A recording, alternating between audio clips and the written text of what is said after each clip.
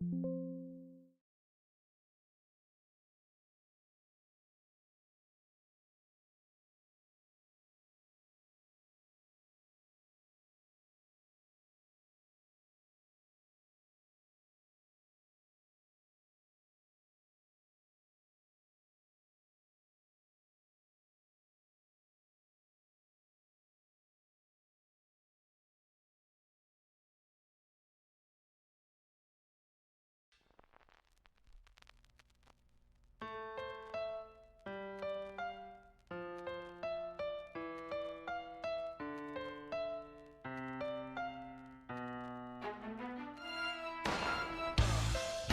you say Shaw City, and you say Shaw City, and you say Shaw City. Yo, let's go. Your brother's mounting it, and they chained him to a chair. Won't you please come to Chicago just to see? In a land that's known as freedom, how can such a thing be fair? Won't you please come to Chicago for the help that we can bring?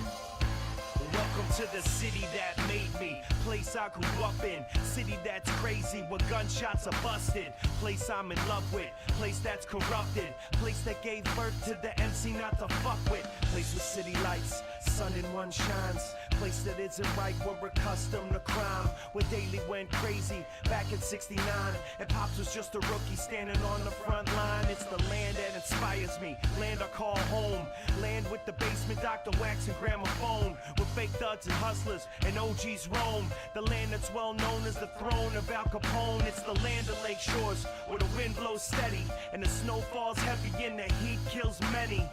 Town like none, place that I know, this is the Windy City. Welcome to Chicago. So your brother's mounting it, and they chained him to a chair. Won't you please come to Chicago just to see? In a land that's known as freedom, how can such a thing be fair?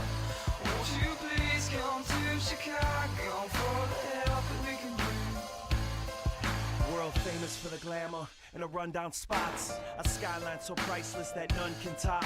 You can hear a different story up and down some blocks, and forever hear them bitch about the Cubs and Sox. It's a place like no other, unequal to most, where the city runs deep from the streets to the coast.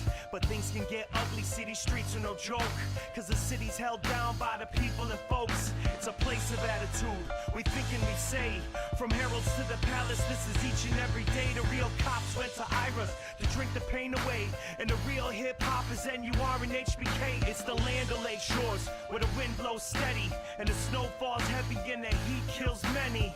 Town like none, place that I know, this is the Windy City. Welcome to Chicago. So your brother's mounting it, and they chained him to a chair. Won't you please come to Chicago just to see? In a land that's known as freedom, how can such a thing be fair?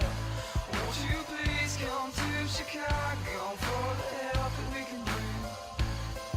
You can hear the wind whisper, send chills down your spine, and we can watch the waves crash along the Lakeshore Drive, and ride the L through the loop so you can get your mind right, or get lost in the beauty of the skyline lights. It's a city so pretty, full of life and fallen trees.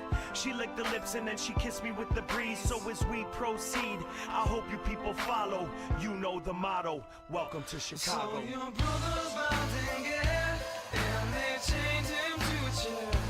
Won't you please come to Chicago just to see? In a land that's known as freedom, how can such a thing be fair? Won't you please come to Chicago for the help that we can bring? So your brother's mounting it, and they chained him to a chair. What up, Taco Guru? It's Wednesday night, you know what that means. Or maybe you don't, cause tonight it is blood and guts. Let's go. Welcome to Chicago. Welcome to Chicago. Welcome to Chicago. Welcome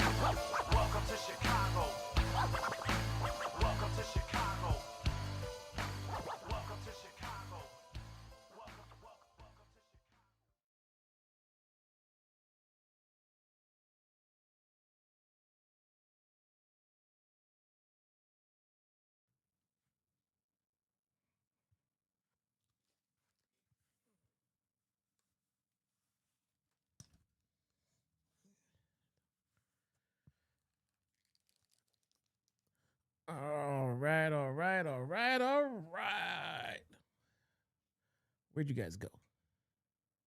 There you are. What is going on, everybody? Hey, hey. My name is Jesse, a.k.a. your one and only Shot-Town Smart and the king of watch-alongs. Ladies and gentlemen, it is blood and guts time. Then we get 2.5 hours of it.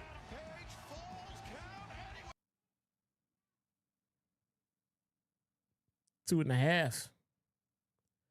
So in AEW terms, that means about 3 hours. About 3 hours. About 3 hours, chat. How's everybody feeling tonight, bruh? How is everybody feeling on this mild, fairly mild Wednesday evening? Ladies and gentlemen, this is the first ever Women's Blood and Guts. The first ever? Really? Huh. Two participants enter the cage for one 5-minute round. Every few minutes, another participant will enter. The blood and guts match officially begins after all 12 participants have entered the cage. The winning team is determined by making any opponent submit or surrender. All right, on. Let's get it, bruh. Brian Danielson, a very important distinction there. There is no escape. Guys, how is... There is no pinfall. There is no disqualification, submission, or surrender. The only way is to win. Yeah, How is everybody feeling tonight, bruh? From a normal cage match or any sort of regular street fight, that sort of thing, it is only submit or surrender. Because It'll be interesting to see what happens here tonight. if you follow your boy From Chicago, Illinois, on Twitter, Skye Blue. Well, Skye Blue, Toni, starting things out. just, let me tell you something now. Apparently, Triangle Madness, Marina. Let me mute this for a second as the ladies make their way down to the ring.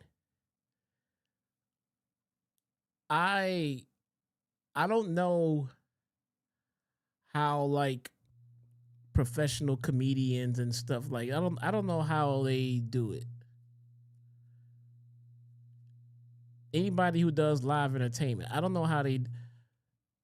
I just got done watching the Eddie Murphy documentary today.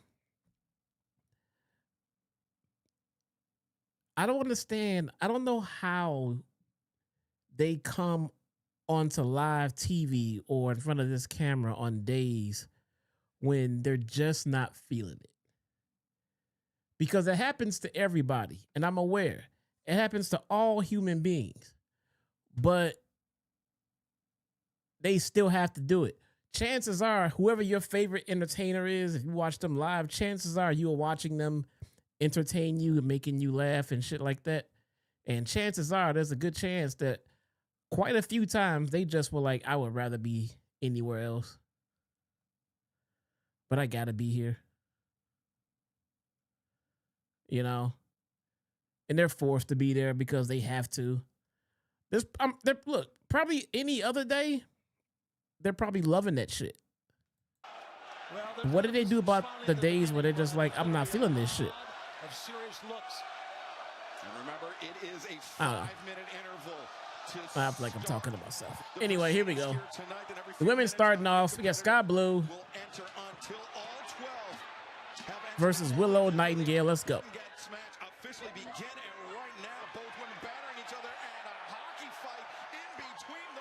Skye Blue wearing her street fighting gear, apparently. Came to the ring with weapons. Willow Nightingale with a trash can lid, and Skye Blue with what looks like a kendo stick wrapped in barbed wire. I believe This is crazy. It is crazy. And keep an eye on these two ladies who are fighting right between the ring. what an important part of blood and guts it is. In the ring, you can get stuck, you can get hurt, you can twist a knee, but it's a very Not quite. Yeah, tons and tons of unforgiving steel surrounding Not the quite cage. street fighting gear, I would say, from Sky Blue. Remember, no disqualification. This is But all you won't see any complaints from me about it, though. taking Skye for a very unfortunate ride. And you notice Willow, she came to the match with the hair down, Brian, but as you know, married men at the desk, we know when the hair goes up, that's when business is about to be taken care of. 100%. Yeah, when my wife puts her hair up, I know I'm in for it. So right now, Willow Nightingale with the advantage, battering Sky Blue against the fence, but Skye a handful of Willow's hair. Willow puts on the brakes. And Skye, again, she puts on the brakes, gets the hands up, but I mentioned the unforgiving steel, Tony. It is so easy for a laceration to occur, not just on the head, the face, but on the hands, the body as well. Yeah, this steel is it's no cliche. but it Robin is Williams, unforgiving. Quaz. You can throw someone into Yeah. into the Robin cage. Williams. You notice we do have Yeah. a little extension on each side of the ring, but that doesn't make it any easier. The fucking just the sad clown, man. 100%. Nightingale once again returning Skye to the outside into the cage, looking for maybe the power bomb, the doctor bomb on the outside, But the slingshot it is what it is, bruh. face first and hurt. It is my job to entertain, so let's go. Right in the cage on the way down, Brian. Yeah. Oh, jeez. And then again into the cage with the pounce. So let's go. Use the cage, guys, girls, use it. Willow Nightingale with the upper hand. Sky Blue just looked off my monitor. She is down after the pounce into the cage. Willow feeling confident here, but Willow, on some level, Brian, she has to know that her team has the disadvantage. The next person to enter the Blood and Guts cage will be somebody from Sky Blue's side. Ryan, the Canadian Chipmunk with the 279 Canadian, man. That's what's up. Thank you so much, brother. The Triangle of Madness. Much appreciated. As you guys all file in. Welcome, man. It's Blood and So Guts. they'll have the advantage in all of these entrances. We got blood already. And Oh my goodness. I think, guys, if you're one of the first two in the ring, you're going to be in there the entire time. So I'm really thinking it's easy to say, probably hard to do, Brian, but It's Blood and pace Guts. yourself, right, a little bit. 'Cause you're gonna Forgot it's be there Wednesday. the I'll be entire on time. later. Right on, my man. All right, on. That's one of the reasons why the Triangle of Madness picked Sky Blue. Sky for Blue this is a position is because she's bloody incredibly mess. tough, incredibly durable, and her cardio does not stop. Likewise, So Willow we Nightingale, got the same we got for the her blood. team. She has been in Can we get these- those guts Well, though? I was going to say these type of situations before. She's been in street fights. She's been in some of the most brutal matches we've seen in the AEW women's division. But again, this is the first ever Can we blood get and those match guts? for the women's division in AEW, and something that I think the women in AEW's locker room have seen as a long time coming. There are so many rivalries that are intersecting here. You've got the AEW Women's World Tag Team Championship tournament. You've got No the Diddy, bro. How do you, Women's World bro? That Championship is coming up at Full Gear a week from that is a Saturday. yes Diddy. There's so many rivalries as the clock counting down. Sky Blue, some relief on the horizon for her. Boy, is she bleeding or what? My God. Streaming that sides of her face.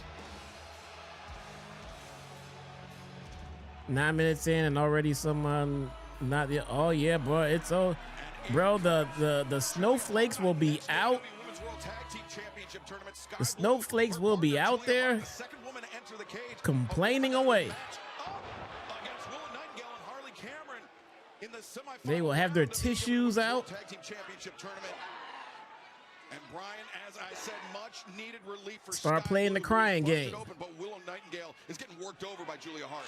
Yeah, and I mean, this is the benefit of those advantage matches, that them winning the advantage. Look at Julia. Brought her little cupcakes out. Look at this. Willow Nightingale has been in the cage for 5 full minutes. Look at And Julia. comes in fresh as a daisy, and she's taking it to Willow Nightingale. Guys, we are seeing how important those 6 matches were, the advantage matches. Julia Hart always wear pants, bruh. How important it was For Blood and for Guts, she brought up the little Sky Blue cupcakes. And for Julia Hart, because Sky Blue right now, is in a bad way. It's kind of one-on-one here. Look. Skye Blue a chance to recover. We saw Julie can get that work. Sorry, bro. I'm pretty sure Lee has already given Julia that work, bro. Skye Blue, and that's just a testament to the danger that the cage I'm pretty sure. That's Skye Blue. Skye Blue and Julia Hart searching for something inside the turnbuckle pads. They didn't plant something, did they? I mean, I wouldn't put it past them. Thus far, coming up empty-handed, but yeah, good move by Willow Nightingale, though, escaping to that second ring. You've got to think right now that the Sisters of Sin want to use this time that they have with Willow Nightingale 2-on-1 to weaken her. Ain't no fun at the homies game. I will let him know you said that, bro. Yeah, they gonna be crying, bro. They go, I don't want to see women bloody. I don't want to see. I don't want to see. Turn on fucking Sesame Street, man. Go watch Sesame Street. this Skye Blue. Oh, she's bleeding buckets. That is a 7.5 on that great kabuki scale. These women are fucking pro wrestlers, bro. This is not Martha Stewart. This match cannot end right now. Willow, her tag team partner in the tournament, Harley Cameron, about to step to battle. Harley marching to the ring. Harley, like she about to get her ass kicked, man. Tossing it at the head of Skye Blue, and now ducking underneath Julia Hart. Harley, sling, blade on Julia Hart. Yes, sir, go right to it. These two teams will meet in the semifinals of the tournament, but they're going at it right now. And when they meet in the semifinals, you're going to have to imagine the bad blood is only going to be heightened, pun fully intended there. As Harley Cameron now trying to bail. That's a good way to start the show off, too. Fighting against this numerical disadvantage, 2-on-1, but Skye Blue Not sure why it's 2.5 hours. I definitely would have kept it at 2. Like a zombie, face just covered in blood. Double suplex, no. Harley lands on her feet. Great balance and well there. With the backup for Harley. Blood and cake. Yeah, it's Skye Blue. I mean, Blood and butts. Lot more time to go in this match, and she's already bled so much. And Brian, we know that the more you bleed, the tougher it is to breathe, the tougher it is. You guys can feel free to insert all of your menstrual cycle jokes here. Oxygen from your system. Yeah, and you get dizzy.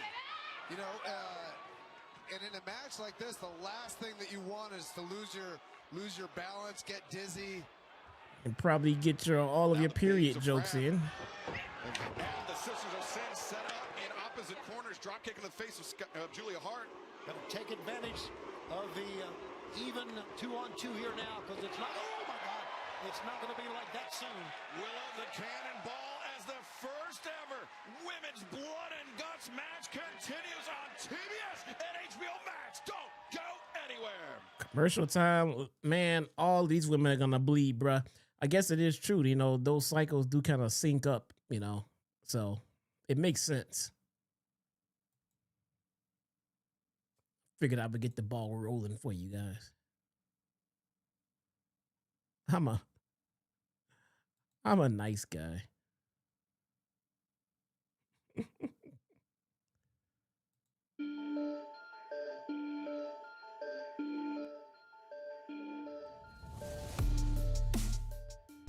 I'm a nice guy.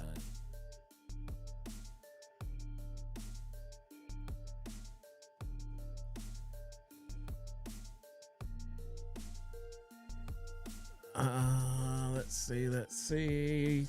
Our first commercial break.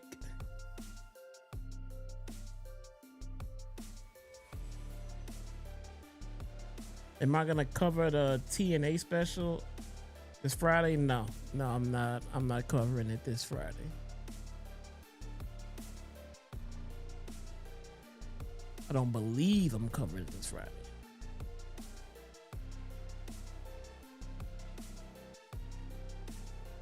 Collision Corner gonna be, yeah, man. So I did Collision Corner today, despite really not feeling it, man. So I think the Collision Corner is gonna reflect that. So I had to title it a special edition of Collision Corner, a special 0 fucks given Collision Corner special tonight. Need to get those sponsors in, because we definitely need Collision Corner sponsors tonight, bro.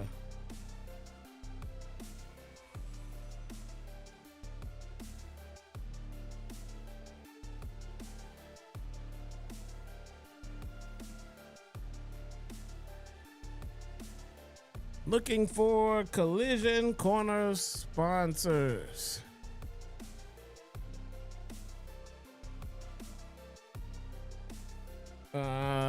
Same as before, same as always. Why does it keep...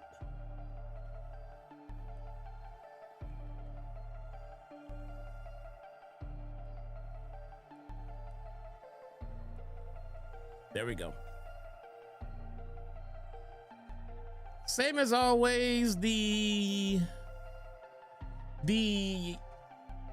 top of the leaderboard will be a Collision Corner sponsor, an official Collision Corner sponsor, and we have 2 slots available. The other one is via, what the fuck is this?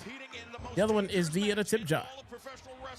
Willow, Nightingale, and Julia Hart in the pounce there, and Harley Cameron battering Skye Blue down in the corner. Okay. Clock counting down. We know that whoever enters the match next will be somebody from Skye Blue and Julia Hart's side. Let's find out who. It is Thekla. Oh, brother. Here comes a maniac. See? She got some fighting gear on, bruh. Why is she so scary? She's like entertaining, hot, scary, still hot. Crossbody by Thekla. Takes down Willow. Ducks underneath Harley Cameron. Great poise. Great Definitely feeling Thekla, man. Arden with the $1 super chat. Thank you so much. Harley Cameron this past Saturday on Collision. Thank you so much, Arden. I appreciate you. Thekla going into her boot here. Watch out. That's around her boot. That's the leather belt. Oh, she's spanking Harley with the belt. 2 birds with 3 stones. Oh my God. Yeah, Harley deserves a spanking for sure. Lashing her There you go. But turning her back on Willow Nightingale. Willow, lariat attempt. Thekla. Okay, Thekla, you have got to agree with this, guys. One of the toughest women She I've is good. seen She is in so good. AEW. I mean, she is as tough as they come. Yeah, one of the toughest and one of the craziest. She is tough, she is sinister, and she fits. It took a while. It took a while for her to get comfortable out there. It took a while to get a good grasp on her, to assess her. The clock ticking down. Now But some reinforcements for Willow Nightingale and Hart. Thekla is all that, man. All that.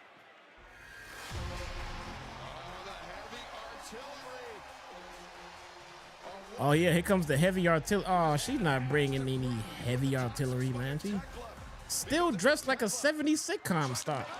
Oh my God, what is that? What are those? Are those tags? That's the bag.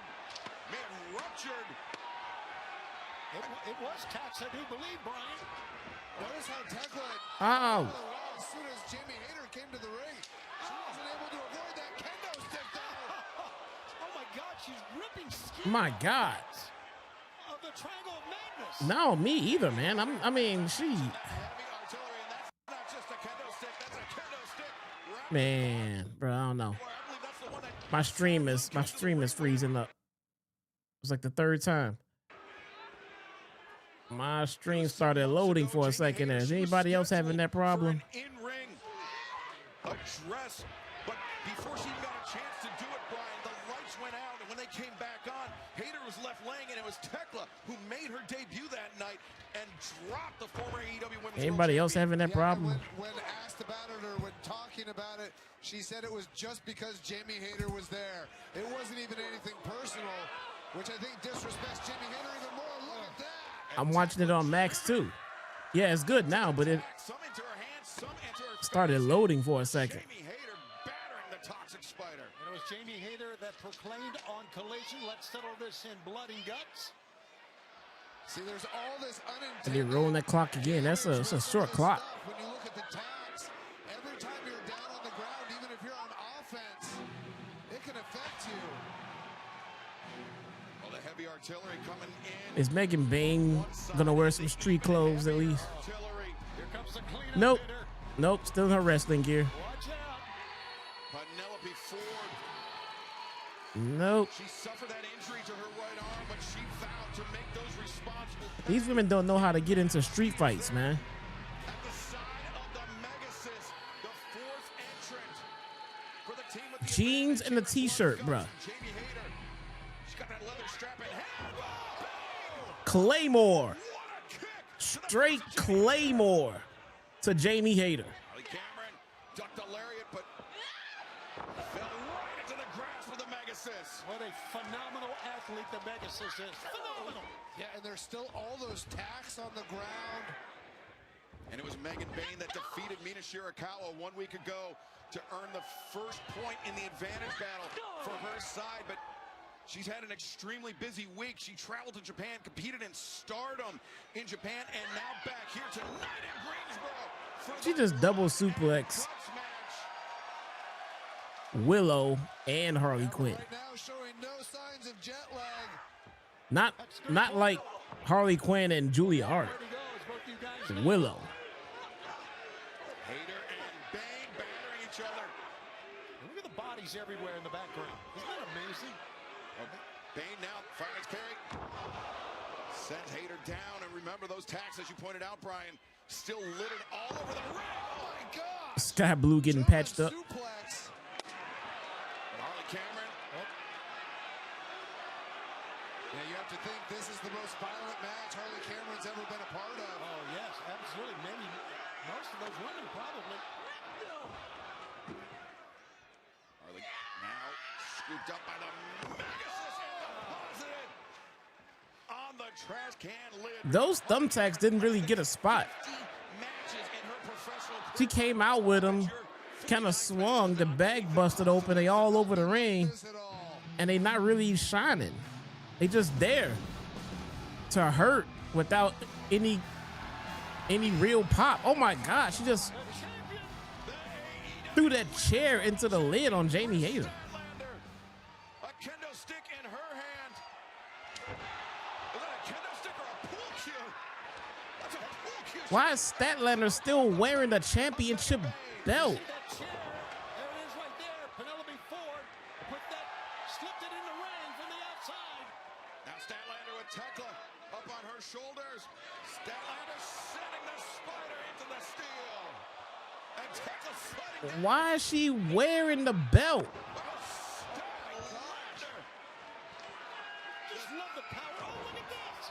I love the power exhibited by these women. Oh, so she can hold it up. Okay. Back to Jim. Yep, that's a title for sure. Casino Gauntlet match is where you see Queen Aminata, who was injured, who was taken out of this. Queen Aminata out there in the neck breaks, battling Penelope Ford in the arm sling. But it was Kris Statlander. That the handicap match? That cross paths in that women's Casino Gauntlet match. Right. But, Get it? Nightingale and Kris Statlander, they've had a very Get complicated it? recent history. They're trying to make peace. Handicap Trying to sort match? things out here. Yeah, you're right. A very complicated. And watch out. God, the Megasis Y'all don't get is it. just absolutely incredible what she can do. Skye Blue, I think, doing her part, sending Statlander to Willow Nightingale as well. But now flashbacks to January here, the women's Casino Gauntlet match.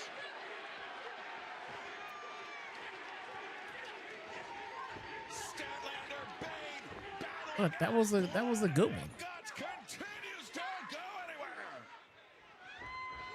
Yeah, bro, we absolutely do not need commercials during this match. Why is this on the fucking playlist?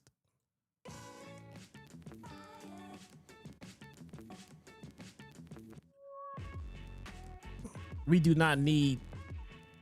This needs to be a pay-per-view. I don't know, because commercials during this is just a travesty, man. I would have been A-okay with having a major sponsorship all over this match, just so we can not get commercials during it.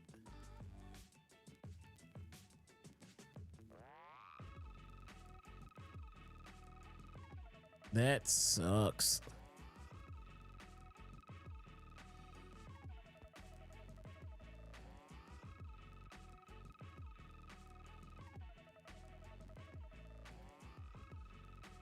I'm sitting there looking at Giannis scare the crap out of some white lady in a store.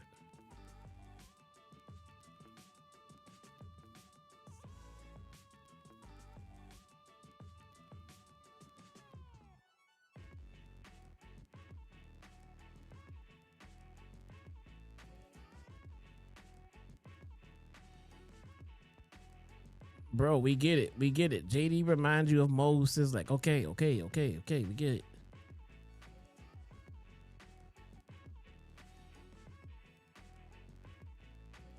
Yeah, there needs to be no commercials, man. It's like, imagine having commercials during the Royal Rumble, you know?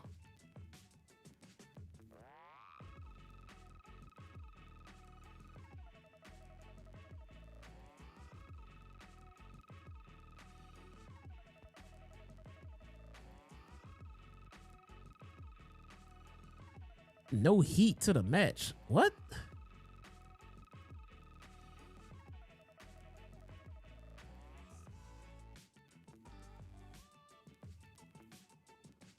Match has been fun so far, man.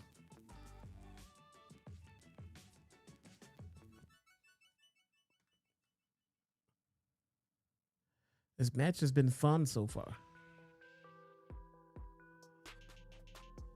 I mean, I'm not enjoying the commercials. I mean, seriously, these women are beating the shit out of each other. Like, there's just not enough heat here. I'm not seeing any heat. Jesus fucking Christ, man. And we're back.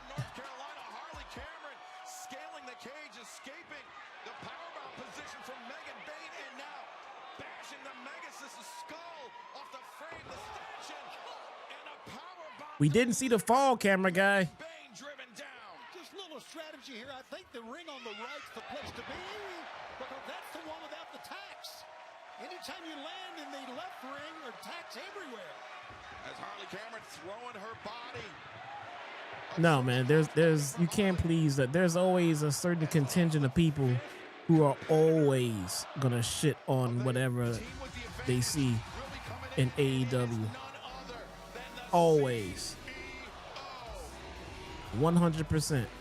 No matter what.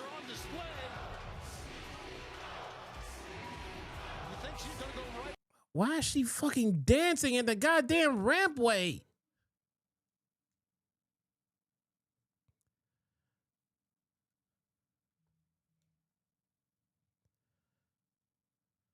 AEW Women's World Championship on the line against Mercedes.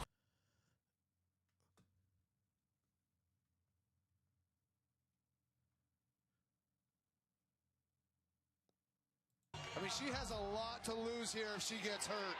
Finally. Mercedes intercepted the kick from Willow. Nightingale ducks under the lariat. Team Harris there by the seat.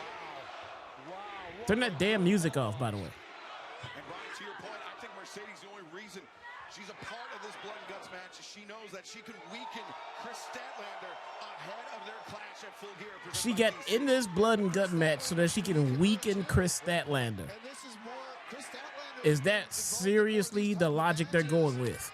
Than Mercedes has, at least in AEW. She's going to put her on the belt. She's going to put her on that title belt. Looking for the Wednesday Night Fever.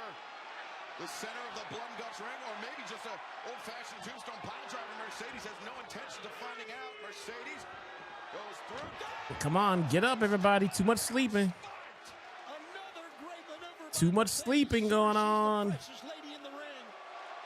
But man, oh man, this Saturday collision in Erie, Pennsylvania cannot wait. Look at the champ, the TBS champ dance. Yeah, and notice how she just went after Stat. She's not going after anybody else. I don't know if she's even back out of the cage. Everybody's taking a nap. Win this match as much as just hurt Kris Statlander. It'll be in her home in Boston next Wednesday, and then of course a week from Saturday, full gear presented by DC. Why did she grab one and then come back for two? And then come back for more? She can't carry more than 2 belts at a time? Absolutely, that is a great call by Mercedes. I think I would do the same thing. Use whatever you She can't carry more than 2 belts at a time. Look at the bodies in that shot. Just laying everywhere. Mercedes just She has enough titles for everybody to have their own. And Brian, you felt the sting of a championship title bout. There are so many awkward angles, the different plates, the different levels. They can just rip open your flesh just as easily as the steel of the fence. Yeah, and depending on the title. This is a new match. This is a titles match. They're heavy. Yes. Oh my God. Oh Lord. This is what the women's division has come to. Blood feuds. A titles match. Anger. So many intersecting rivalries. So much animosity, as you said. And Mercedes broke her nail. oh, she's going to have to worry Mina. more than that. Don't stop and dance, please. God damn it, Mina. Just go and fight. Bat in hand. Once again, big smile on her face. She's loving this. And I think Statlander, Jamie Hayter, Harley, and Willow, they all have Come out with your spike bat and whoop some ass. There you go. Mina, the fresh woman in this match. Wait a second. Oh, She threw Megan Bayne the belt, Tactic. and Megan Bayne didn't know what to do with it. Oh, to the chest of the CEO. what do I Galera by what do I do? What do I do with this? Footing. What do I? Oh, it's too late now. And Mina. Is that red paint between the 2 rings, or is that Sky Blue's blood? Remember, it was supposed to be Queen Aminata in the Blood and Guts match, but she was injured, taken out of contention by the Sisters of Sin. It was Mina that took her place, and Mina was taking down the champion. The TBS champion, excuse me. The TBS champion bounced off of the ring and then hit her knee on that kendo stick. Everybody's all beat up. I didn't even notice, but Kris Statlander is busted wide open as well. She's bleeding a lot, which is exactly what Mercedes wanted. Too much sleeping going on, ladies. Get up. Now Mercedes and Mina Shirakawa, they've had their share of battles. Get up. And now the clock ticks down. This will be the 6th entrant for the team with the advantage. And we know who it will be, and she is a Death Rider. Oh, man. Here comes Wheeler Yuta. Oh, wait. It's Marina Shafir. Never mind. She is the problem, Marina Shafir, and she may be, Brian, Never mind. the most dangerous woman in this match. Yo, Marina Shafir is going to shine in this one, man. Well, she is without a doubt the most prolific fighter. The women never had a match this long. Well, yeah, it's about time the women get a nice long one. She's no stranger to being inside of a cage. Like, this woman is an animal. And they're going to get it tonight. Fresh Marina Shafir Tonight, they're going to get a nice long one. that team needs. Right? Yeah, I mean, it could be. Right. Now Shafir and Kris Statlander. Oh my God. Shafir's just dragging the AEW Women's World Champion out of that cage. This is absolutely an environment where Marina Shafir can shine and should. I did not realize how much blood is coming. Why am I wild? He's the one that said the women never had a match this long. I said, well, tonight they're getting a long one. What the hell were you guys thinking? Oh God, it's a bed of nails. The bed of nails was disguised. Maybe you guys should keep your minds out of the gutter. Shafir obviously did, and now Shafir and Statlander a pair Just saying. over this bed of nails. Oh, to the bed of nails. The Death Riders do. Oh, she's taking off her boots. A bed of nails. There's thumbtacks in the ring, and she's taking off her boots. What the hell is wrong with her? And now Shafir taking down Jamie Hayter. Yeah, she's dominating right now. I think, Brian, To answer your rhetorical question, Leave those damn boots on. Shafir in to inflict the maximum carnage. Oh, God. Here she comes.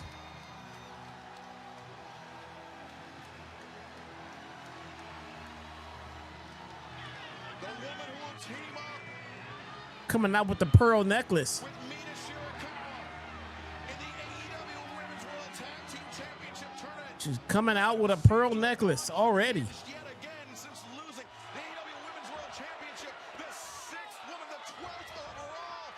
Now the cage doors will be locked shut and blood and guts will officially begin.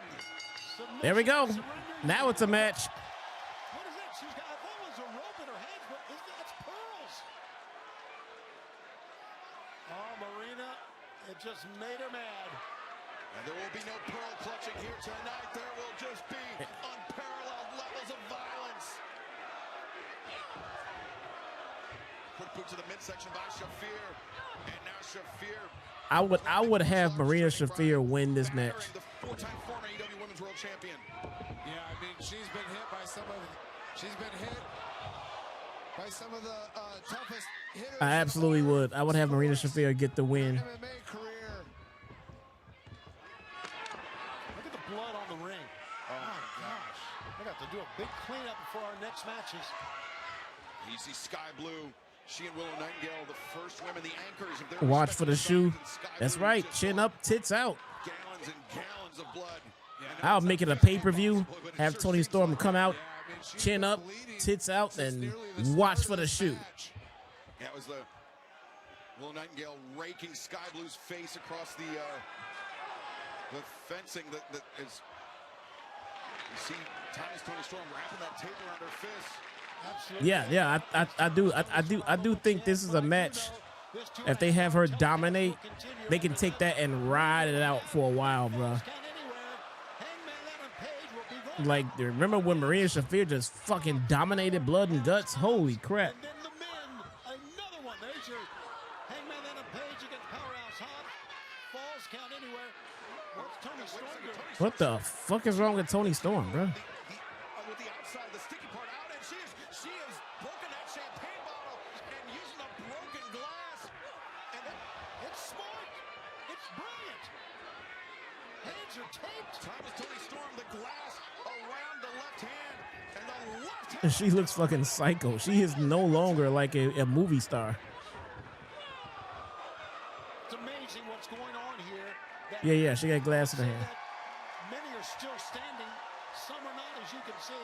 And remember, Thomas Toni Storm, Mina Shirakawa, they're on the same side of the bracket as Megan Bayne and Marina Shafir. Taking away all of the obvious, like, Their semifinal round strange parts, this match is pretty good. Alex Windsor and Ty Mello and Anna Jay.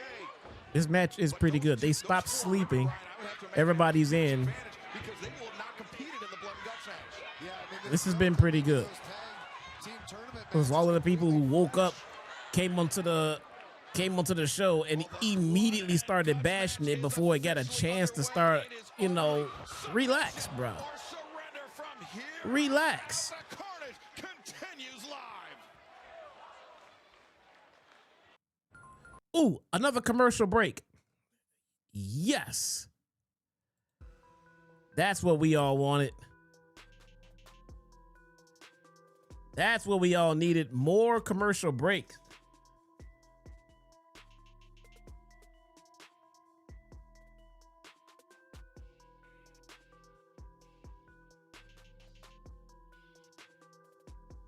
Yes.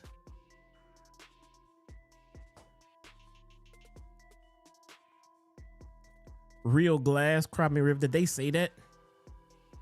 Did they say real glass?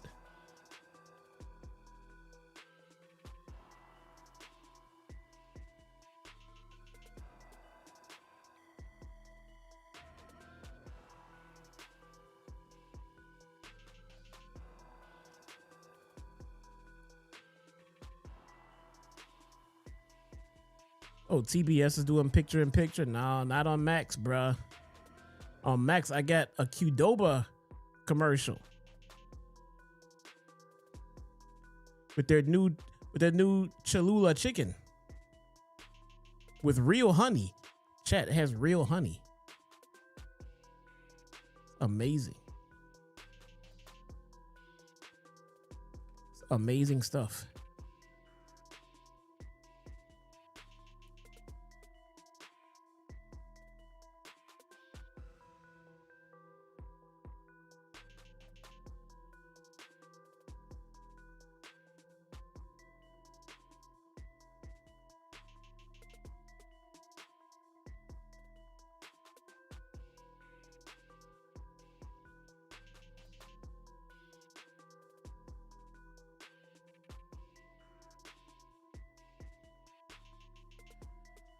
All right.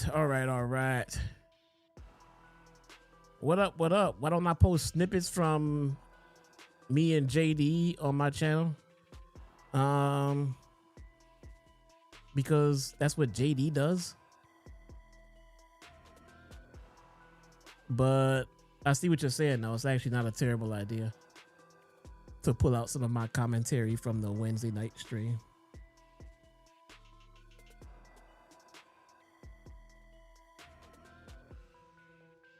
You got an HIV commercial? I got a commercial. This might be HIV. Hold on. Let me see.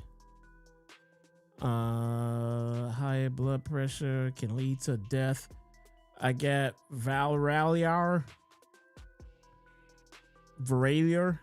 Dizziness, increased appetite, and fatigue are common. That one's mine.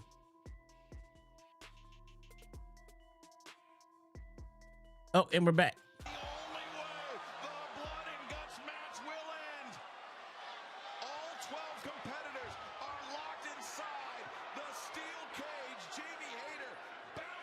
We are back. Crazy J, you jumped into Fortnite when my son was playing the other day. That wasn't me. My son was doing some kind of farming hack.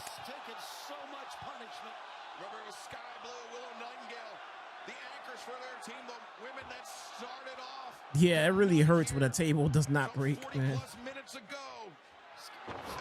was the first person in the ring.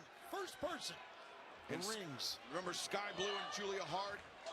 They have that semifinal round AEW Women's World Tag Team Championship title match with Willow Nightingale. And yeah, if you jumped into a Fortnite game of mine, other than the one that we were actually doing where I invited you to, if you just jumped in, that was my son. That was not me. Who's even able to compete in that tag tournament? The table didn't break because these women weigh like 50 pounds. You guys are used to 300-pound grown men going through a table, and then, yeah, they break.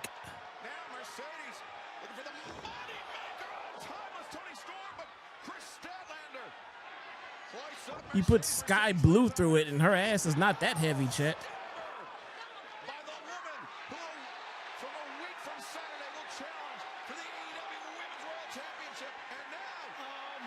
Oh, no. And she said, fuck that puppet. She said, fuck that puppet.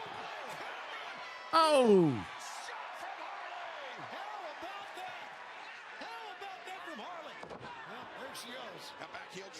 Brian, the Canadian Chipmunk with the $6.99 super sticker.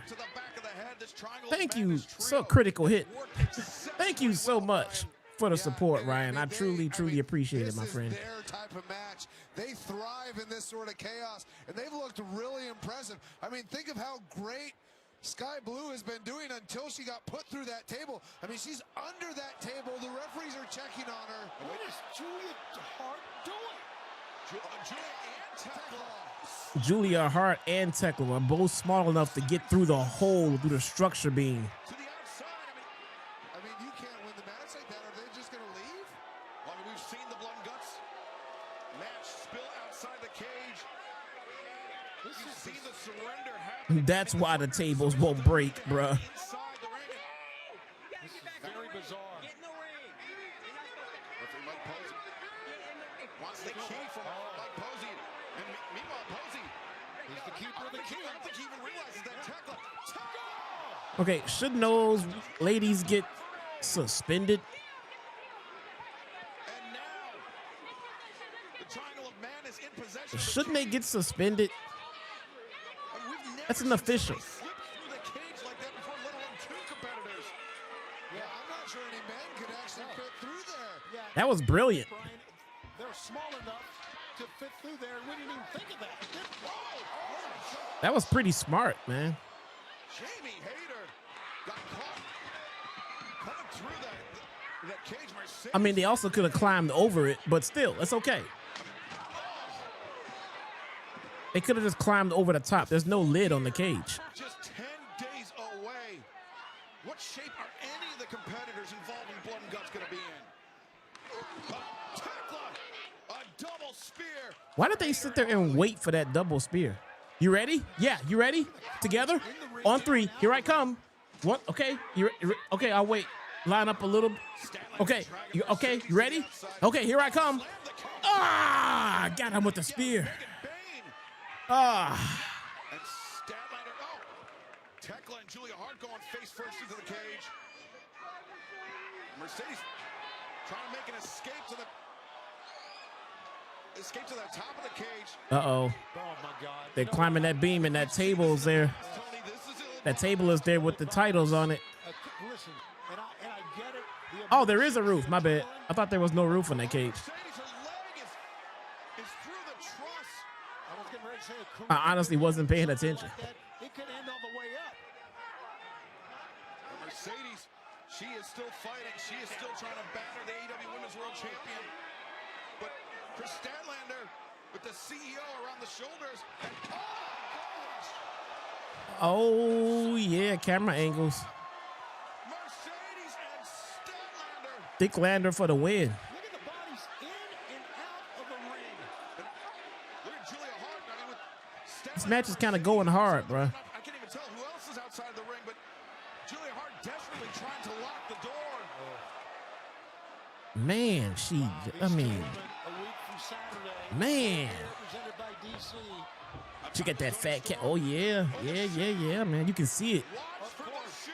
You can see it. Toni Storm digging the shoe into the head of Skye Blue, and then the shoe from Marina Shafir as well. But it's tough to get a look through the cage. I'm not sure that Titus Toni Storm. I'm not sure she has their full complement of reinforcements in there. No, I mean, I know Harley Cameron is locked out. Kris Statlander's locked out. Match doesn't make sense because they left the cage. Yeah, I've never seen a cage match where the wrestlers left the cage before. This is a first. This is a first. I think Undertaker and Mick Foley should take notes. And Undertaker and Shawn Michaels should take notes. And every Hell in a Cell ever should take notes. So sure what she looks like. Marina, I'm not sure that's what she has in mind. Marina, get out of the way. Fucking retards, man. Toni Storm, the mirror on the face of the prophet. Oh my God. Oh, hell! Shafir! Oh, my God. As Mina Shirakawa busted open as well. Timeless Toni Storm. Ouch. The mirror into the face of Willow Nightingale, Megan Bayne. Ouch. Ouch. Superplex into that middle part of the two rings. I told you it was a key part of all Ouch. That is apron on apron. And now look at Shirakawa. She is battering Megan Bayne with that barbed wire bat. And now Mina Shirakawa. Ouch. What an unbelievable sight. Figure four with the barbed wire bat. And we're in flower country here. Yes, sir. Mina can't reach the other end of the bat. Flash of the mega assist. And now Shafir, look at this. Stepping on the glass and Oh! bailing out her. She stepped on the glass, then stepped on Mina's throat. Gentlemen, this is wilder than I even imagined. Oh, God, look at that. And look at his triangle man is holding back. Timeless Toni Storm. As Marina Shafir with Mina Shirakawa. The TBS Championship belt. Timeless Toni Storm is Oh. Marina's going to get the win. All their teammates, with the exception of Willow, who's out there. Kind of like Marina and Megan Bayne, probably. Nobody can help. Toni Storm. Probably Marina and Megan Bayne. But Marina's holding on to submission hold, though. Can she watch this? Can she watch Mina Shirakawa battered, brutalized like this? This was a plan. You can see it. Oh my gosh. You can see what the Triangle of Madness is doing. Oh, now Toni Storm quit for her. Damn it. So who got the win? Toni Storm, rather than see more punishment, inflicted on Mina Shirakawa. So who got the win? Anymore, guys. And now they are leveling Timeless Toni Storm. They're not done.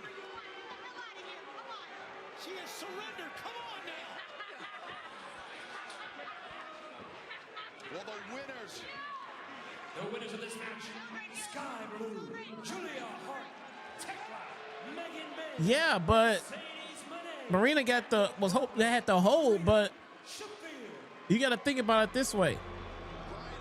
You got to think about it from a technical standpoint. Megan Bayne and Mercedes Moné, they in Toni Storm was the one that surrendered. position, and it is the relationship. Toni Storm was the one that surrendered. And Marina Shafir didn't have a hold on Toni Storm.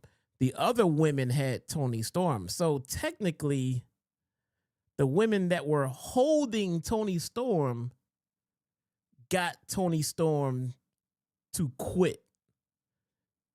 You understand what I'm saying? Mina didn't quit. Mina didn't quit. To a bloody Marina Shafir. Toni, Thank God it's over. You guys know you can turn the TVs off, right? Like there's no like Taliban terrorists sitting there holding your eyelids open to a screen. Like if it's that painful to watch, rivalry that we you could just change the channel. Jersey. It will be That works. his AEW Men's World Championship on the line against Samoa Joe. That's full gear. Like you don't have to fucking watch it.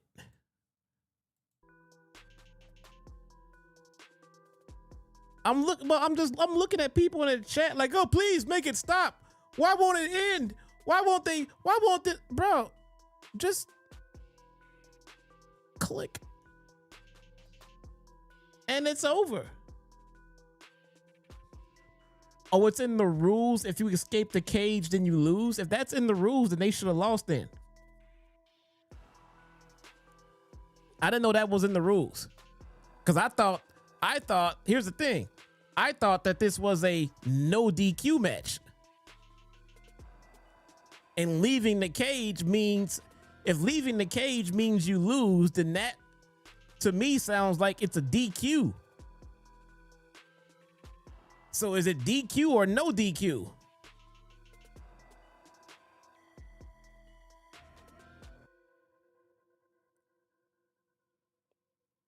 Because no DQ means there is no DQ, not some DQ.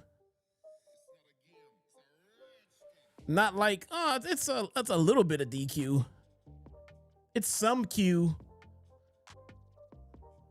A little bit of Q, no D.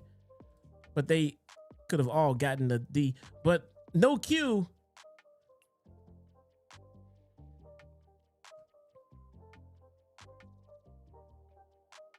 That makes no sense. Usually no DQ means no DQ. If you can beat up a ref, if you can stab women with glass shards,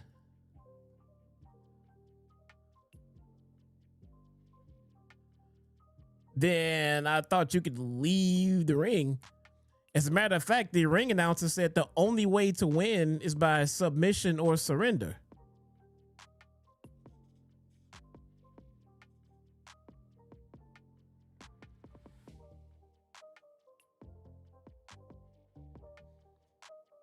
So just Throwing that one out there. I didn't read the rules. If they actually have rules in a match where there are no rules, that alone is stupidity in a bottle.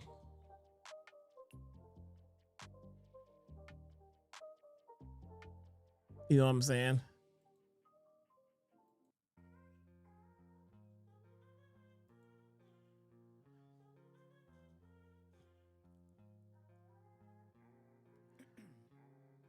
I thought the match was very fun.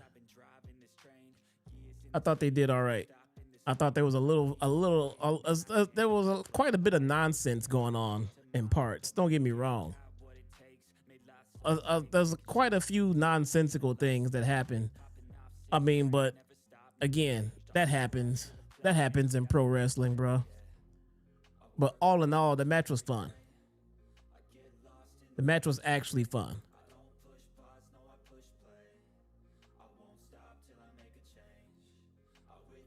Sorry, man. If you are looking for someone who just objectively shits on everything that they see, you're tuned into the wrong stream. All right, you gotta come back in a couple of hours and find me on a different stream for that to happen. I'm gonna call it like I see it, and if you've been here more than once, then you'll know that that's exactly what I'm gonna do. When it's garbage and I don't like it, I'm going to sit here and say it was garbage and I don't like it. And I don't have an agenda. I don't give a shit what anybody else thinks or says. If I like it, I'm going to sit here and say that I liked it and it was good. I will call out the parts that didn't make sense. I will call out the cool parts, and all in all, I'll give my thoughts on it. But I'm not going to sit here and be like, no, stupid. Nope, red skies. Nope, dumb. Nope, stupid. Nope, don't like this. Nope, that's too much. Nope, I don't like women. Nope, no. I'm going to call it how it comes off, man. To me. To me. If it was flat out stupidity, I'm going to sit here and call it that. You know, I have no fucking problem calling it like I fucking see it.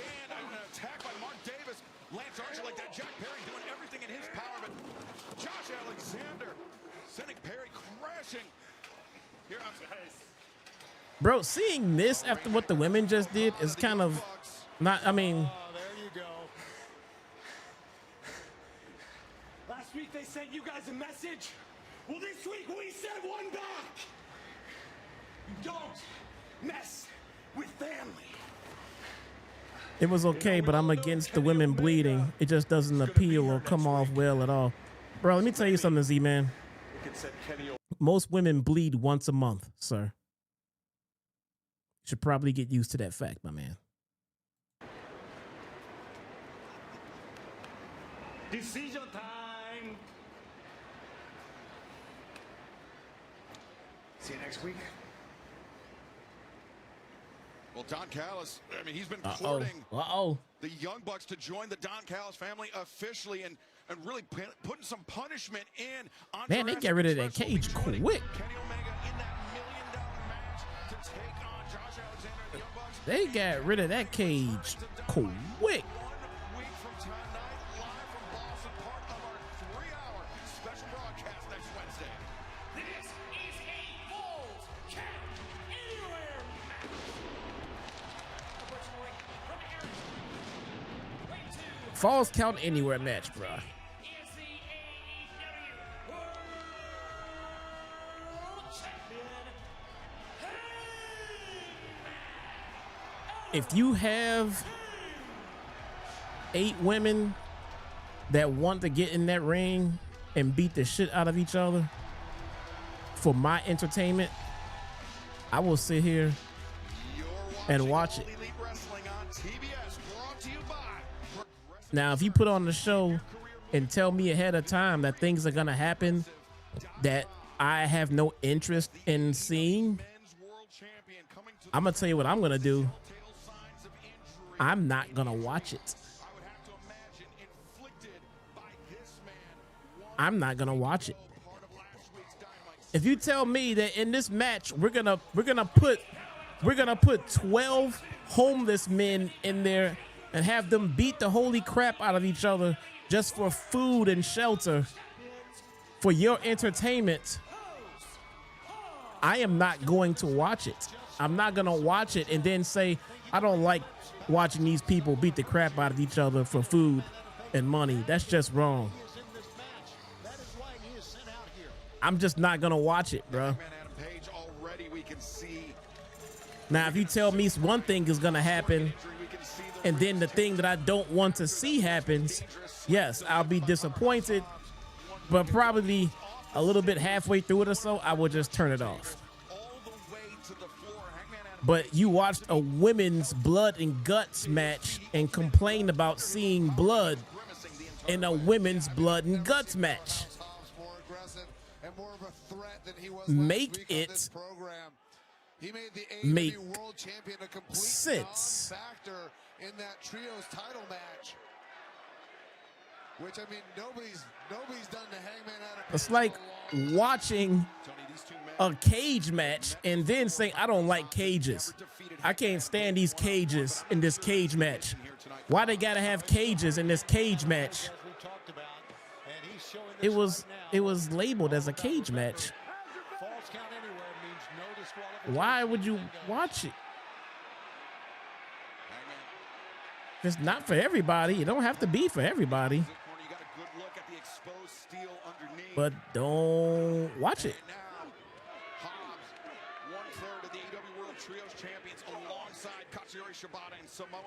Here's a wrestling match with two men.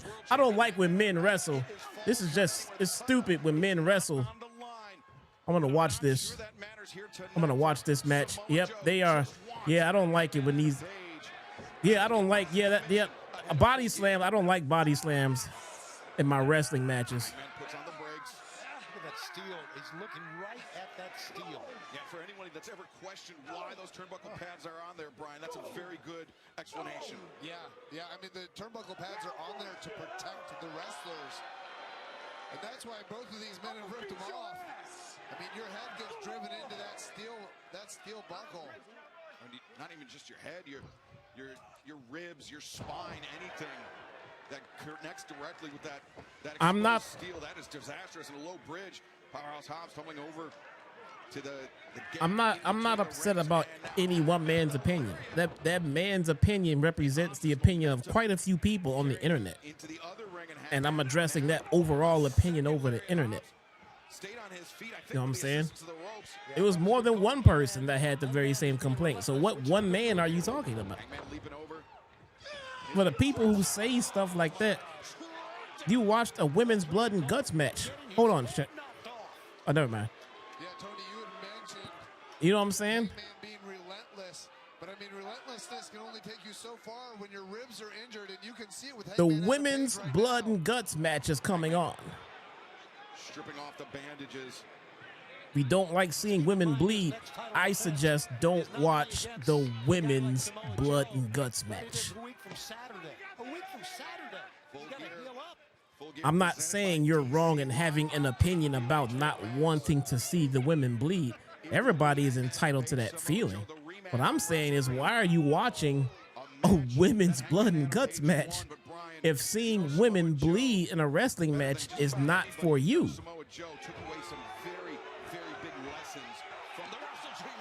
For instance, I'm not gonna.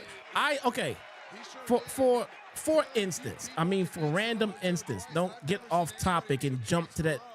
But I personally don't like hockey. I don't like the NHL. Me personally. All right. I'm not saying there's anything wrong with hockey. I'm saying it's not an interest of mine. I prefer to not see it. So what I'm not gonna do is turn on a hockey match and then go into a hockey stream and then say, man, I don't like hockey. Just shows you what type of person, type of athlete, type of champion he is. Yeah, I mean, even taking this match 10 days away from Or take one aspect of hockey. Okay? That's like saying, yeah, okay, I like hockey, but I don't like seeing two hockey players fighting. You know, I only want to see them do the hockey stuff. But when they start fighting in the hockey match, that's not for me. I hate that. I would tell that person, you're watching the wrong sport, brother. Watch out. You are watching the wrong sport because that's just what happens. Ryan the Canadian Chipmunk with the 279 super chat says it's called Blood and Guts. Make it make sense. I know we saw no guts. Now Hangman back up to his feet, but not at 100. You see what I'm saying? But like I said, stay on point. Stay on point. He's still got him, guys. You know, it's inherently a part of it. He just said it's your fault, Shivani.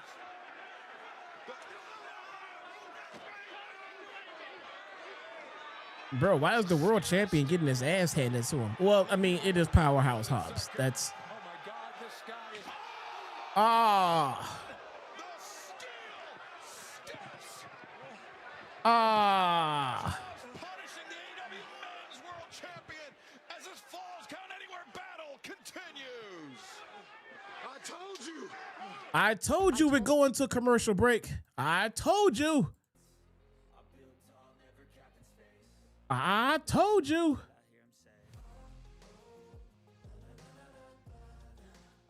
Commercial break.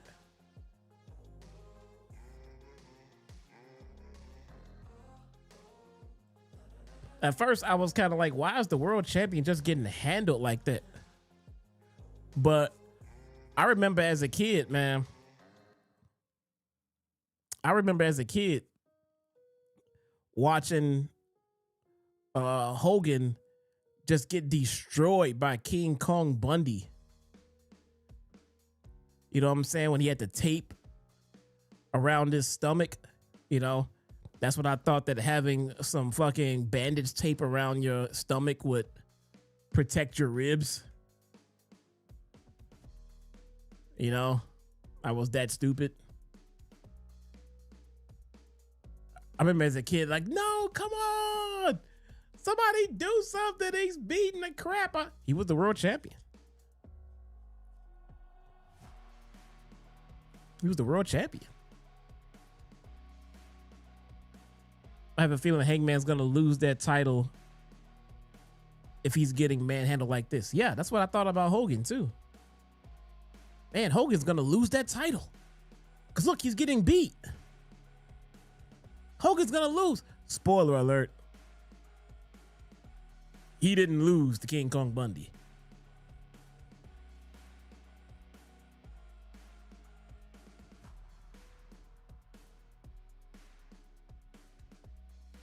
You know?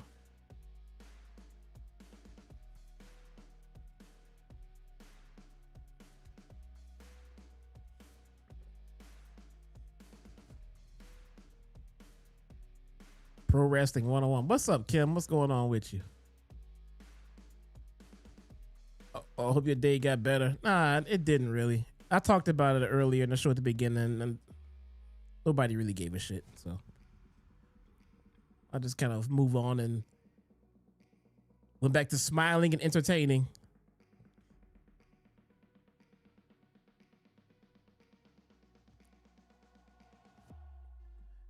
When the stream is over, I have about 20 to 30 minutes to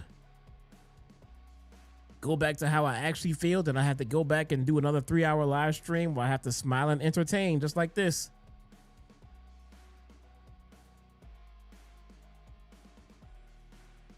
And that stream is over. Back to real life. But thank you, Kim. I appreciate it.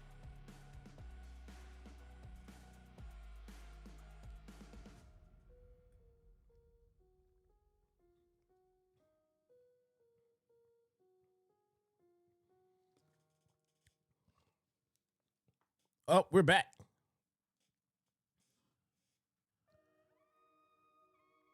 Metal cables are the metal, the steel there and the turnbuckles. And Powerhouse we are back. Just drove Hangman Adam Page's lower back right into it. Yeah, if you were just joining us here tonight, it is Falls Count Anywhere. The AEW Men's World Championship is not on the line, but that's not even the point of it, or so it would seem, Tony, as Powerhouse Hobbs is just brutalizing the champion days before Full Gear, a week from Saturday. As Hobbs taking the, oh no, oh my gosh.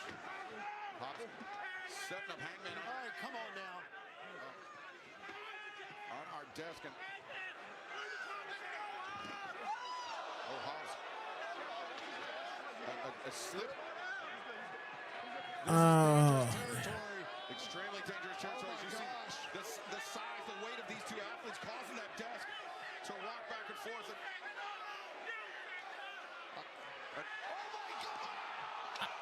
Oh God. A flip off the table onto the ground. It hurt so much Hobbs had to get up. Like he actually had to get up. He's like, I gotta get up. I gotta get up and make sure I can still get up. He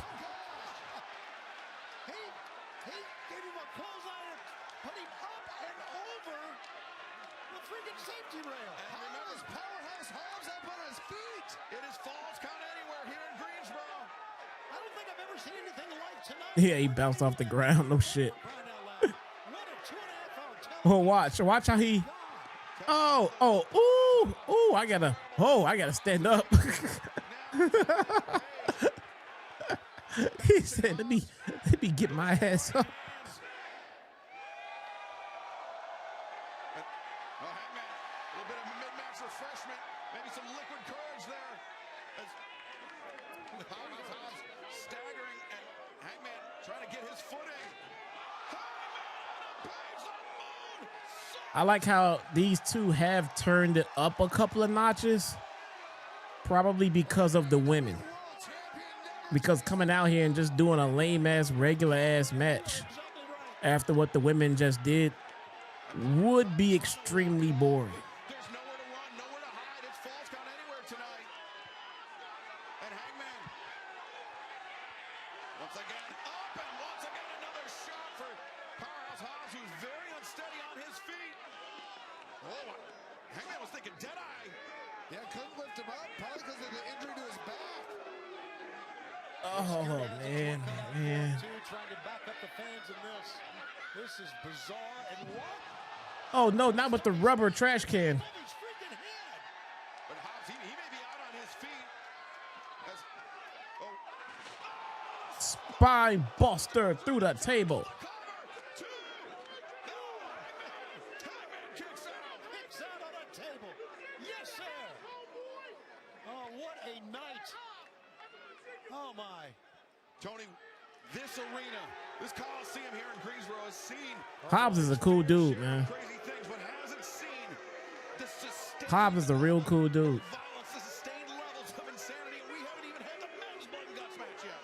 We have not, and I've seen countless matches in this venue as a fan, working in pro wrestling. Nothing like this ever. And they're going up in those freaking stands. Going into the stands. Hobbs and Hangman climbing the stairs here in Greensboro. The first horizon. Brian Owens, what's going on, bruh? Would you? That is so dangerous. Look how far they can fall down the steps. K-Dub, Brian Owens, Playing from him. This is like, Dark One, this is like Bruce and Brody stand hands. Ryan, all my Taco crew members. What is going on with y'all? Now, this is dangerous. I don't know. Oh, wait. Hangman's going to this. Oh, no. Hobbs is thinking the world's most dangerous slam. Off that overhand. Off the balcony.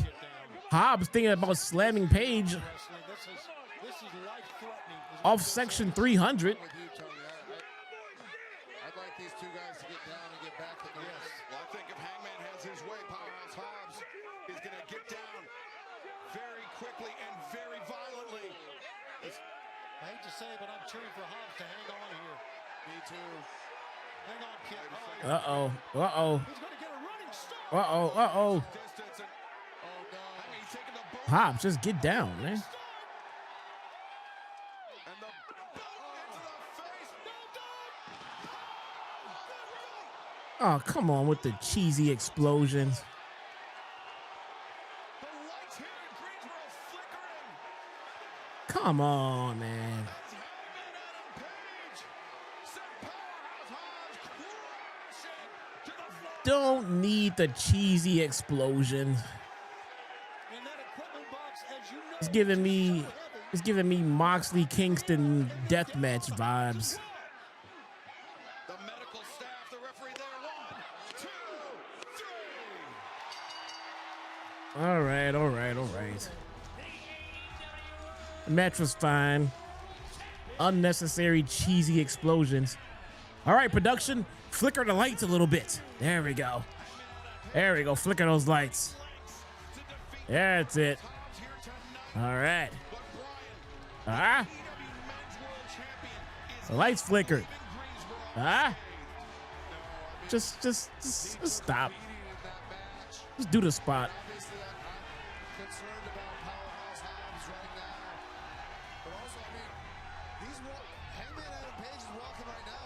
And cue the cheesy explosion sparks. And don't forget to flicker the lights. Just Shibata, hold on. Shibata must not have known that they flickered the lights. Hold on. Woo! Oh, yeah. Like that, chat. Look at that. You see it? Production. Look at that.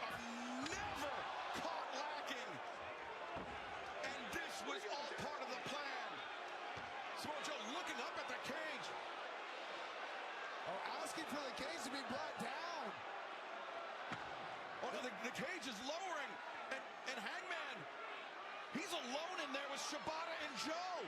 There's no one. Where was this fool? Yeah, why didn't he come out a few minutes ago? It's no DQ. I'm afraid for his career. I'm afraid for his title defense. A week from Saturday, Full Gear presented by DC. And they're lowering the cage. Part 2 for the AEW Men's World Championship. Now Eddie Kingston. There you go, Eddie. Kingston trying to bail out his partner from last week. Eddie Kingston. In comes Hook and Samoa Joe. Hook is here. Samoa Joe fleeing as the cage lowers. Look at it. Wow. Are they just gonna go straight into the men's match? Eddie Kingston, Hook standing alongside the AEW Men's World Champion Hangman Adam Page. Was this the only Who is still standing like match we had between the cages? Joe, if you wanted me inside of a steel cage, all you had to do was ask, you dumbass. At Full Gear, leave Shibata at home.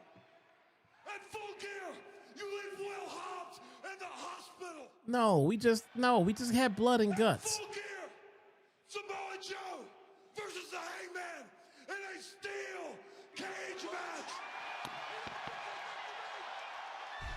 We just had blood and guts. They're giving us 2 matches. Inside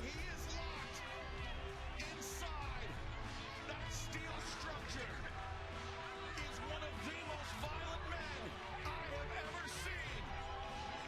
And he has thrown out the challenge. He has promised to unleash that level of violence on Samoa Joe at Full Gear 1 week from Saturday. You're giving us blood and guts tonight and giving us a cage match for the title in 2 weeks. The men's blood and guts match, Joe. Go anywhere. It's gonna be a wild one. Okay, so that was the only match between the 2 blood and guts matches.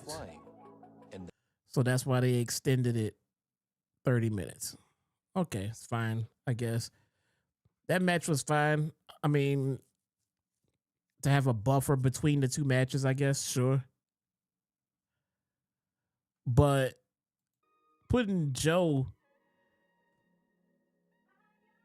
and Hangman in a cage right after we're getting blood and guts is, bro, we shouldn't be seeing any more cages for a while. We shouldn't be seeing any more cages for a while.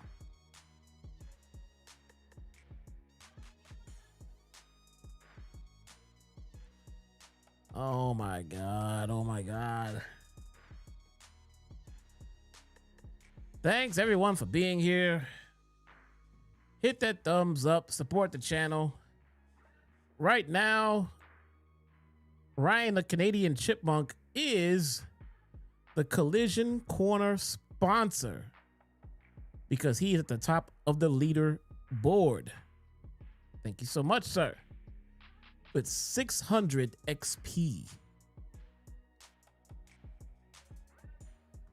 Oh, man. Man, y'all caught me on a day, man. Y'all caught me on a day.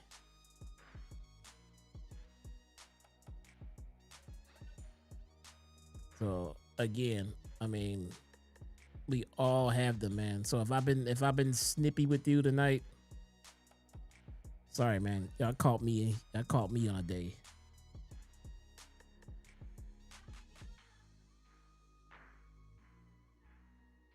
Just the monotonous bullshit, man.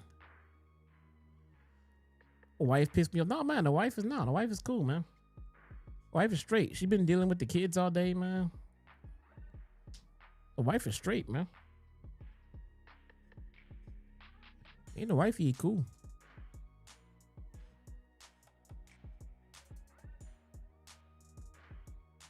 I just get too much crap to deal with, bro. Time I solve one problem, another one fucking pops up.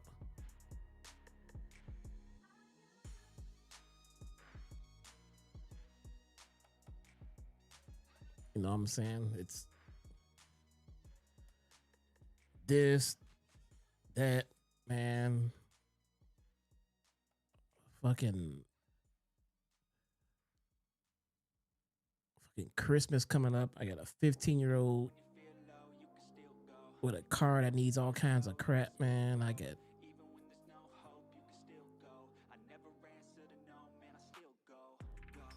just shit on my plate, man. Just all kinds of shit on my plate. An official partner of These channel and these live streams are just, they fun to do, but they're not cutting it, man.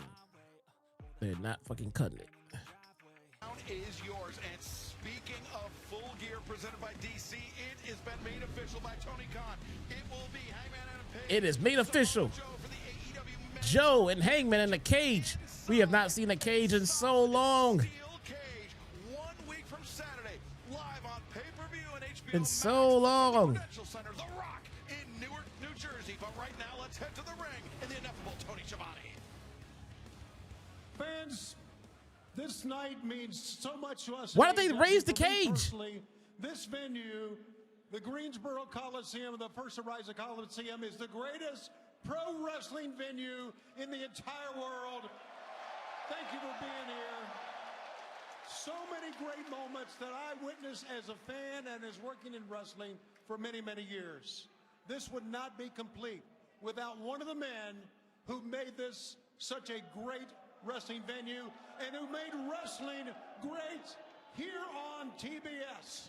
Ladies and gentlemen, Ricky the Dragon Steamboat. The Dragon. Nice. Brian, Ricky the Dragon Steamboat is, I mean, he's a true legend of our sport. For the younger viewers that may not have had a chance to see him compete, a huge The Dragon. to the Mid-Atlantic Championship Wrestling that ran right here. These young kids like Here in the Mid-Atlantic, but he was somebody that, I mean, was considered by yourself, by myself, as these young kids looking like, Dad, who is that? Their dad like, I don't know. Let me text your grandfather. Oh, apparently he's pretty awesome. When I was 20 years old, Huh. he pulled me aside and gave me some great advice that I take with me to this day. What an incredible human. In April of 1978, I was here as a fan when he and Paul Jones became World Tag Team Champions. They turned 6,000 fans away at the final conflict, May of 1983, with you and Jay Youngblood becoming World Tag Team Champions. You and Dustin Rhodes in 1991 became World Tag Team Champions right here on TBS. This, ladies and gentlemen, is the man. I'm honored to be standing with you, Ricky. Well, you know, Tony, first of all, I want to give a big shout out to TBS. They're responsible for, I guess, airing all of this so everybody here can have their moment on TV. I got to point out a poster over there. And HBO Max. Don't forget us at HBO Max. Mount Rushmore of Greensboro. Flair, Steamboat, Dusty, and Sting. Great call. I know, you know, earlier you saw, I would have to say, back in the day was my #1 nemesis, Ric Flair, right? The husband cussed out a lady at church. My God, that's not very church-like. I'm going to tell you a real quick story. 1977, I came to what was to be known as the Mid-Atlantic Championship Wrestling here in the Carolinas. I was 16 Ricky the months Dragon into the Steamboat is business, talking, and Jason talking about he want to go to the Ric bathroom. Flair went to Jim Crockett. Jesus and said, Christ, you know, bro. you got this new kid that's just come in. I kind of like what I see. I want to try and do something with him. Ricky the fucking Dragon Steamboat. Well, Come on. Okay. Sorry. All right. Hold on. It might be time to join Jason now. Hold on. Dax Harwood, Cash Wheeler, the Hold on. challenge for the AEW Tag Team Championship at Full Gear presented by DC a week from Saturday. And men from the Carolinas, Brian, men that claim to respect their forebears, the men that He don't know. He don't know, Chet. Yeah, and He's probably a millennial. He don't know. Ricky the Dragon Steamboat wrestled the match. He teamed with FTR. Tony, real quick. I know this gentleman. Dax. Okay, real quick. I just want to give her a little friendly mention here. A few years back, Frenchly? I had my hand in working with this gentleman. And I saw back then what's come to fruition today. He's climbing that ladder and he's making it up. Thank you. Yes. You know, Ricky, I can't believe I am standing in the ring with a legend. I can't believe I'm standing in the ring with the legend. Now, Ricky, you know FTR, the greatest tag team alive today. But Ricky, I'm trying to introduce myself. My name is Hove. But Ricky, we haven't met before. I'm right here, Ricky.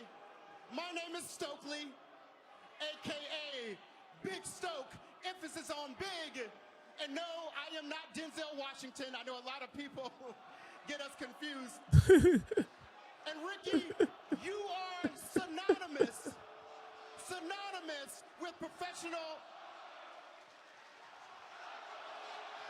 You are synonymous with professional wrestling history, and especially history. I knew you were gonna do that.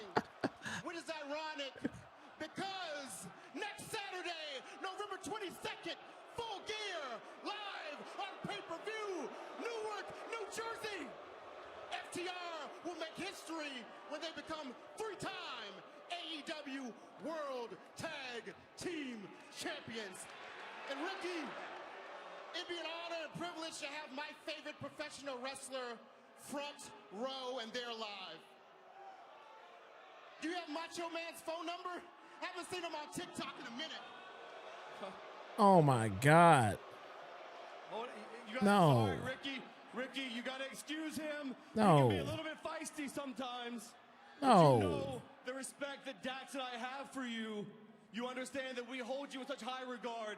As a matter of fact, if you don't know that we have history with Ricky the Dragon Stokely, Steamboat, no. in 2022, we were handpicked by Ricky himself to be in his last ever match, in Ricky's retirement match. Handpicked by the Dragon himself.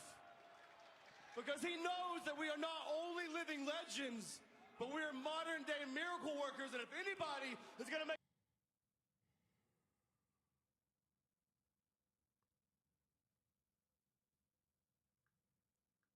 Sorry, chat. I just needed a break from this.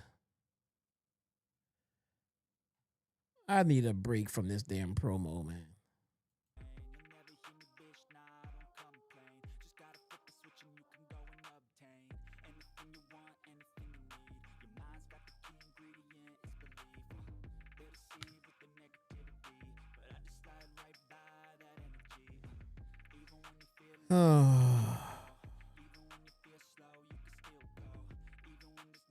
I don't think you ever said one intelligent thing in your entire life. Oh, come on. Oh, wait. There is one thing. One thing that I did not teach you is that your attitude has gone in the toilet. Ricky, I'm talking. There is one thing that you taught me, Ricky, and it's probably the biggest piece of advice I've ever got in my entire life. You said, kid, it doesn't matter how much you make sure you save your money. And in 2025, that's never been more evident, because if you and Ric Flair would have taken your own advice, you wouldn't have to be here tonight. But Ricky, who would have thought, huh? Who would have thought in 2012 we'd be standing in the middle of the ring on TBS live? And when you were teaching me, who would have thought that I would have been a bigger legend than you ever were?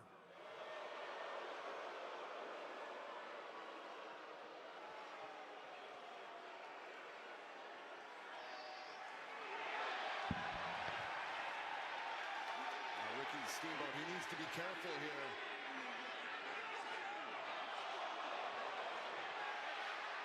He's outnumbered, Brian. Yeah, I mean, say what you want about FTR, but they're dangerous men. See, they're not afraid to make things ugly.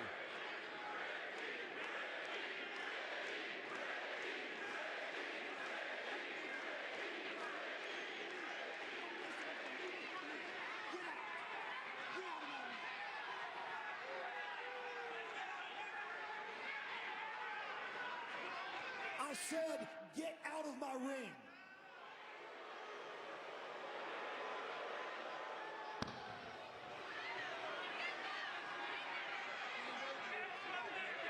Steamboat weighing his options here.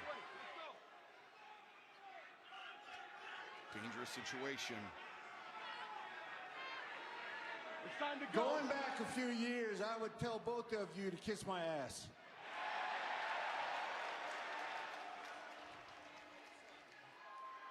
But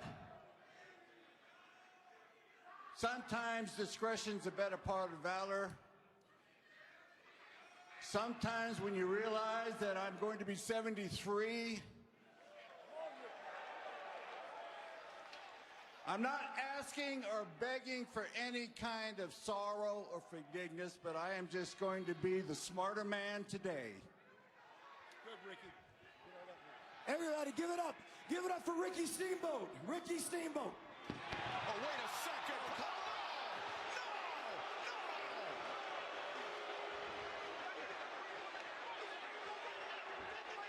This is completely unconscionable. Brody King Bandito. AEW Tag Team Champions steaming in. And remember, it was a week ago that FTR, they were hurling all sorts of abuse at Bandito's grandmother. They made this ugly, they made it personal, and now they're getting a taste of their own medicine. Yeah, they're getting exactly what they deserve right now. Bandito, Cash Wheeler, 21 plus. And Cash has spilled the outside. Yeah, this is why we have to be here another half hour.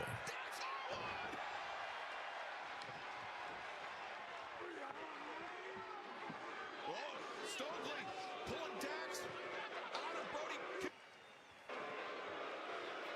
Well, the champions are not going to have to wait long to get their hands back on FTR. Oh, wait.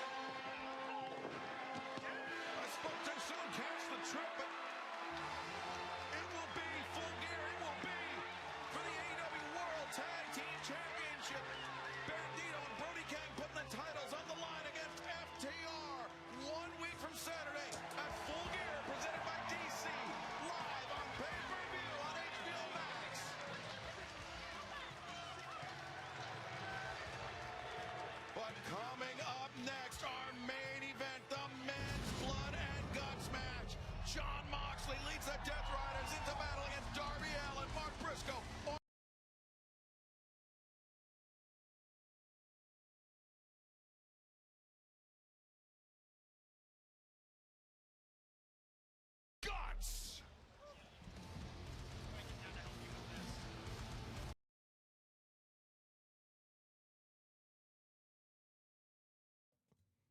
D Nice, what up, bruh?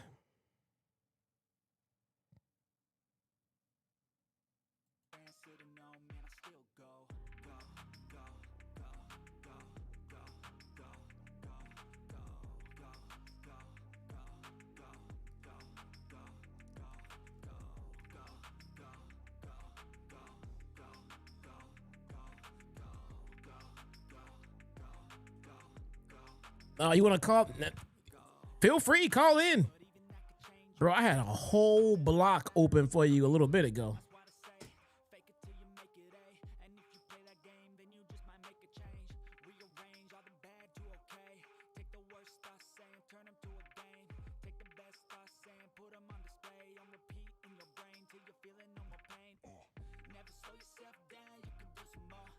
Oh my God.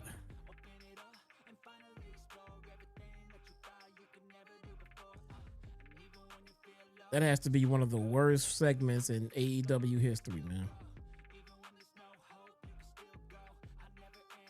Well, I'm assuming so because I wasn't here for most of it.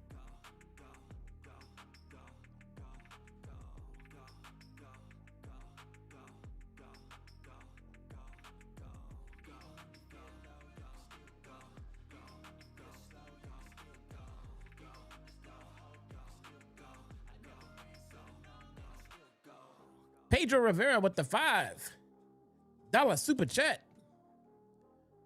Oh, that is good for a.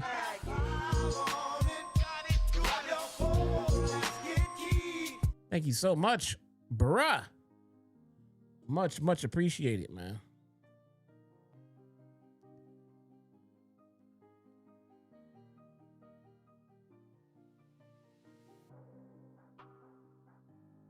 Is message retracted.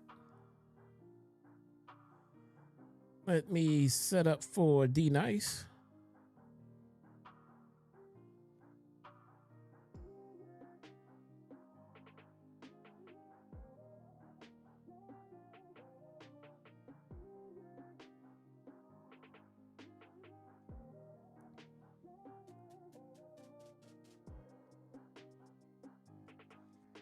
Wow. That segment just happened. That segment just happened, chat.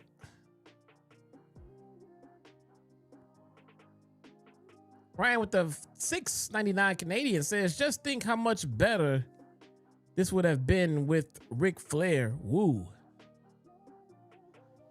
Y'all think Ric Flair didn't show up?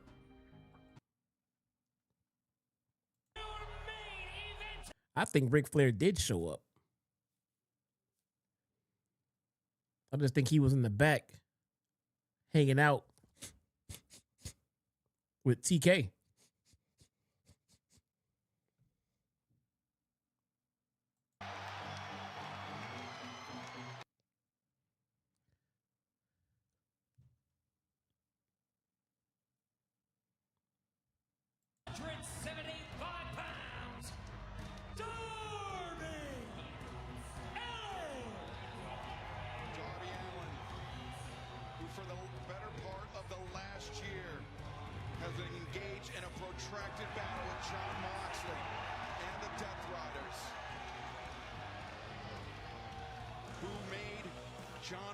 Say the words "I quit" last month at Wrestle Dream will now be the anchor for his team against the Death Riders.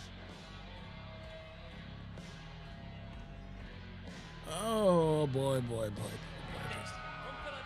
Pennsylvania, weighing 199 pounds.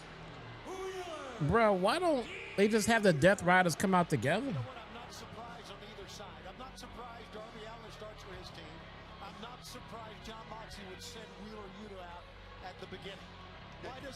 Start. Well, are you not surprised? Oh, that's right. They don't come out at the same time. My bad. My bad.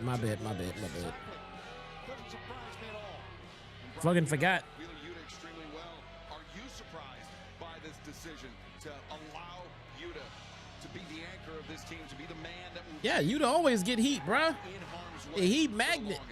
Yeah, I actually am. You know what they did last week with with the advantage blood and guts matches is they put Claudio in that first match to try to get an advantage. But I actually love this. Look at that heat, bruh. Because that means Wheeler Yuta is going to be punished for close to an hour in this cage match. I can't wait. And you talk about the advantage battles. It was Claudio Castagnoli earning the first victory for his side, but then Darby Allin defeated Daniel Garcia, necessitating the third and final match. It was Roderick Strong defeating John Moxley this past Saturday at Collision, but Darby Allin playing an outsized role in that victory, gaining the advantage for his team against the Death Riders as Wheeler Yuta to the outside. Remember, that's the area where Marina Shafir had that bed of nails. Oh, God. I think they're fighting outside of the ring. There is nobody in this world, much less pro wrestling, like Darby Allin. And now Darby Allin, the hammer throws Yuta, bounced off the barricade, bounced off the steel, no. Darby pulling him up short by that mop of hair on his head and into the barricade once again. How great is this? I love it. And remember the blood and guts match. 2 participants enter the cage for a first 5-minute interval. Oh, Darby Allin sidestepped by Yuta. Every few minutes, another participant will enter. The blood and guts match will only begin after all 10 participants have entered the cage, and the only way to win this match is to force any opponent to submit or surrender.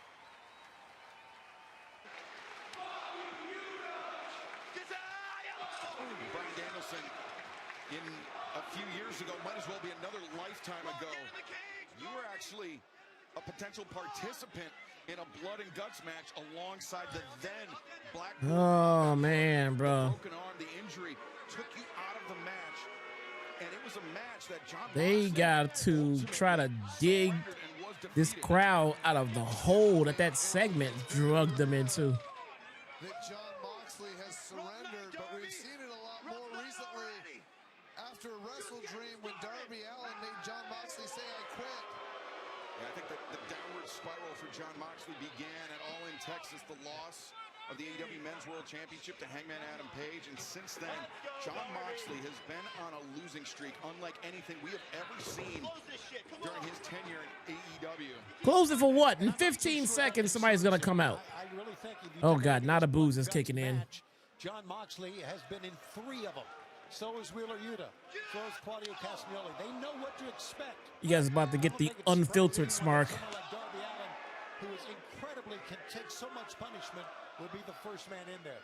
John Moxley has a vendetta against Unfiltered Smark inbound. this. Oh, it's going to be fun with JD later. Right on his feet. Great adaptation and making Wheeler Yuta pay.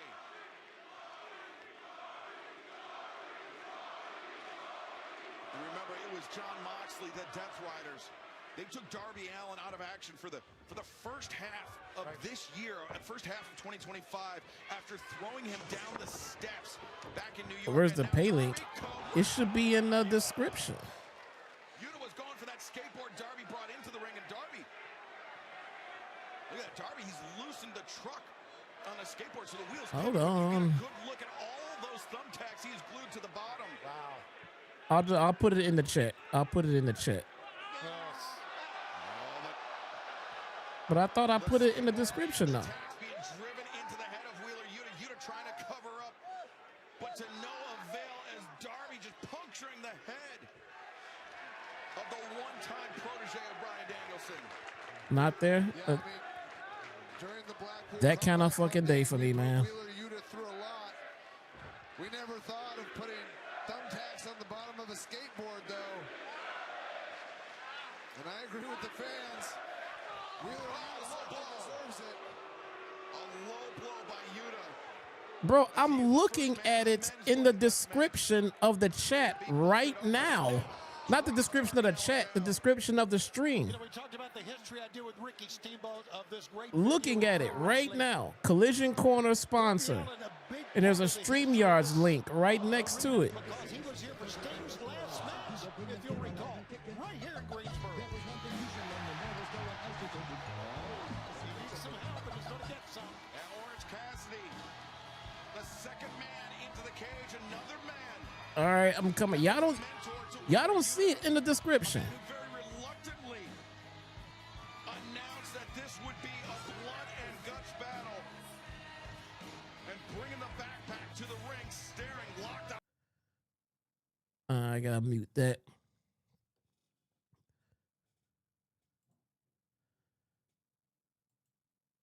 Let me hit up David. Okay, KW does not see it, but Eddie sees it. It's in the description. I'm looking at it right now. In the description, bro. Puncturing the head of Wheeler Yuta with his own sunglasses, and now the DDT! Oh. 2-on-1 time. You see the Can you hear me? print of Wheeler Yuta over the E in AEW. Second one, it'd be an umlaut. I cannot hear you. I gotta redo the connection. Hold on 1 second. As Orange Cassidy wrapping it around his right hand, maybe an orange punch here.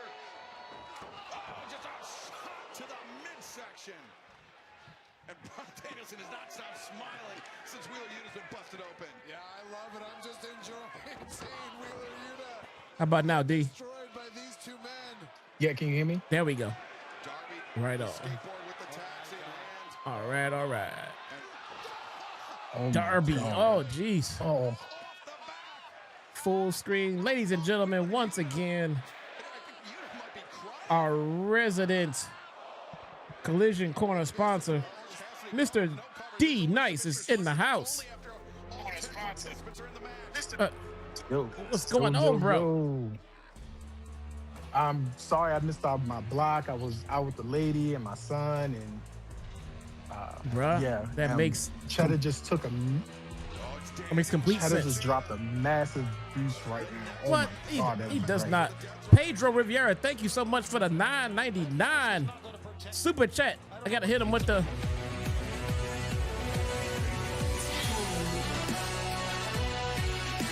Yeah, he lit it up.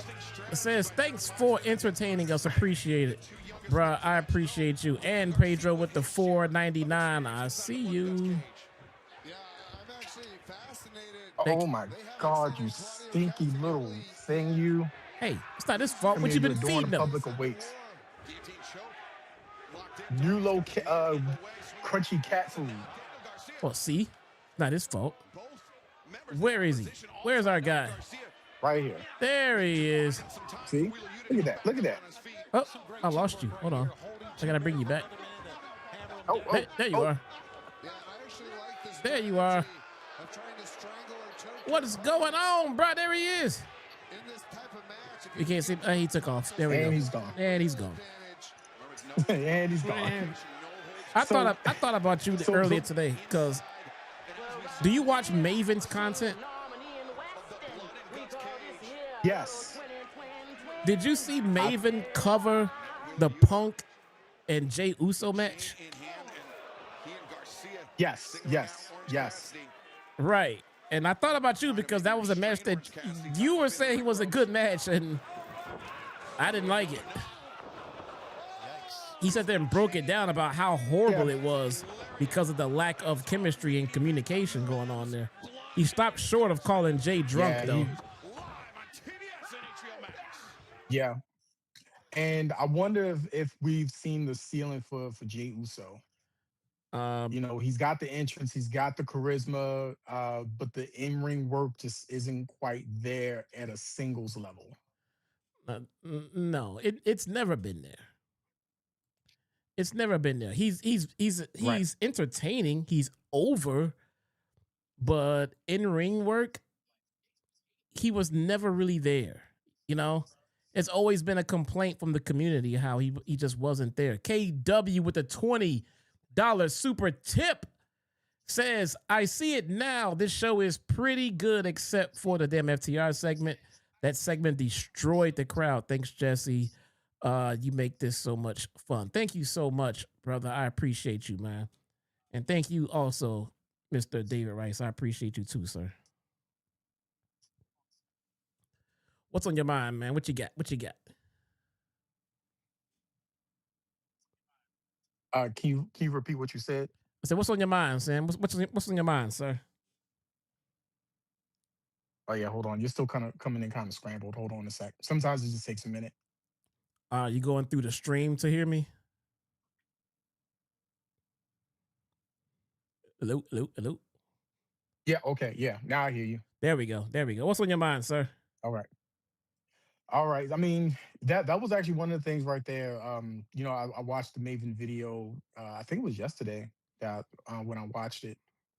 Yeah. And just thinking about, I think we may have seen the ceiling.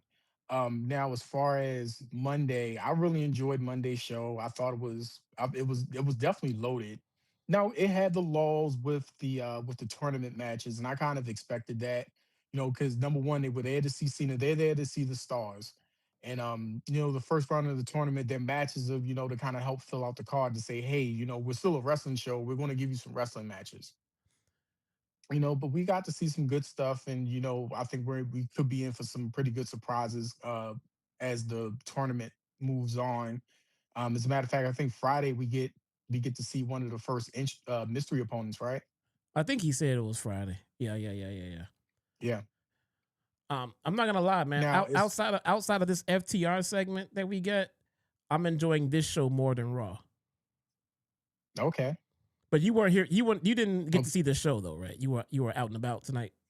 No, I was out and about. I didn't get to see it. I'll see if I can catch it on replay. Yeah, it was. I mean, it was only the women's match. It was only the women's blood and gut match, and then we got Hangman and Hobbs, which was pretty good. Kind of a lame, weird ending, but the match was still good. And then we got like probably the worst segment of the year. And fucking that was so much trash. But I did see the segment. Oh my god, that was so bad. Depending on how the men do tonight, I found this show more entertaining than Raw was this week. But it wasn't a whole lot to it. It was a women's blood and guts match, championship match. Yeah, you're right. I will give you that. They didn't have much to fuck up, so I'll give you that. Very true. I guess we gotta talk about this whole Rich Holland thing. I'm sort of. I was gonna say I wasn't aware. I'm sort of aware. Yeah, JD told me about it. They let him go for something extremely stupid. He was injured, and they let him go while he was injured. And I remember when JD told me about it, I thought it was very petty. I thought it was extremely petty on WWE's end, but that is, bro, I'm not gonna lie. Since TKO has taken over, petty has been like the slogan of WWE since. They've been extremely petty. And I'm thinking it's a direct correlation of TKO taking over. Please give us an update. I agree. Do you know who Herm Edwards is? Hold on. What happened to Mark Briscoe? Oh boy.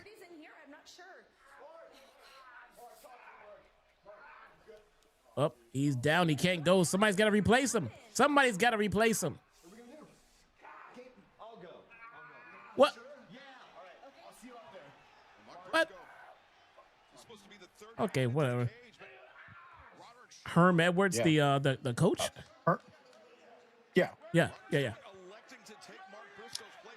He would often be on SportsCenter, and he would say three very important words: don't hit send. Sometimes when you feel the need to vent, and we've all had an issue where we feel as though like we just need to vent, we just need to get it out.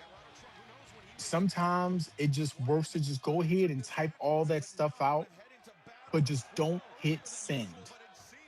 And I think Ridge Holland may have benefited at least a little bit more from that. You know, I understand that he was, you know, he's probably in a bad place right now.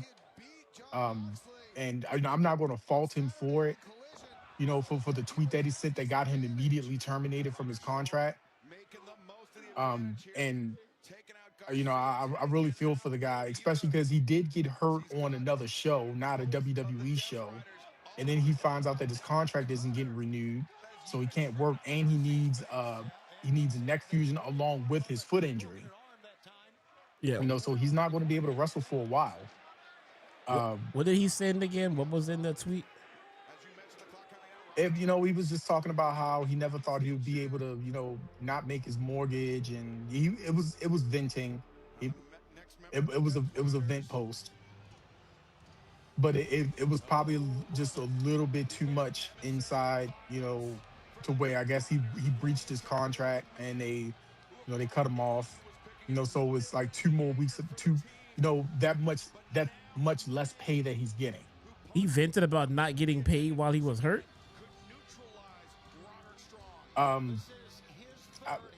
don't. The one thing I do know is that, you know, he talked about not being able to make his mortgage. I guess he got a foreclosure notice, you know, and I mean, he has a wife and 3 kids, and he can't work. So WWE fired him for that. Yeah. Yeah. Again, JD told me about it, and I forgot the details of it, but I remember when he told me, my immediate response was petty. You know, just petty. And I saw that a lot of not a lot, but part of social media wants to say, well, good for him because he injured Big E. Those people are assholes. All right.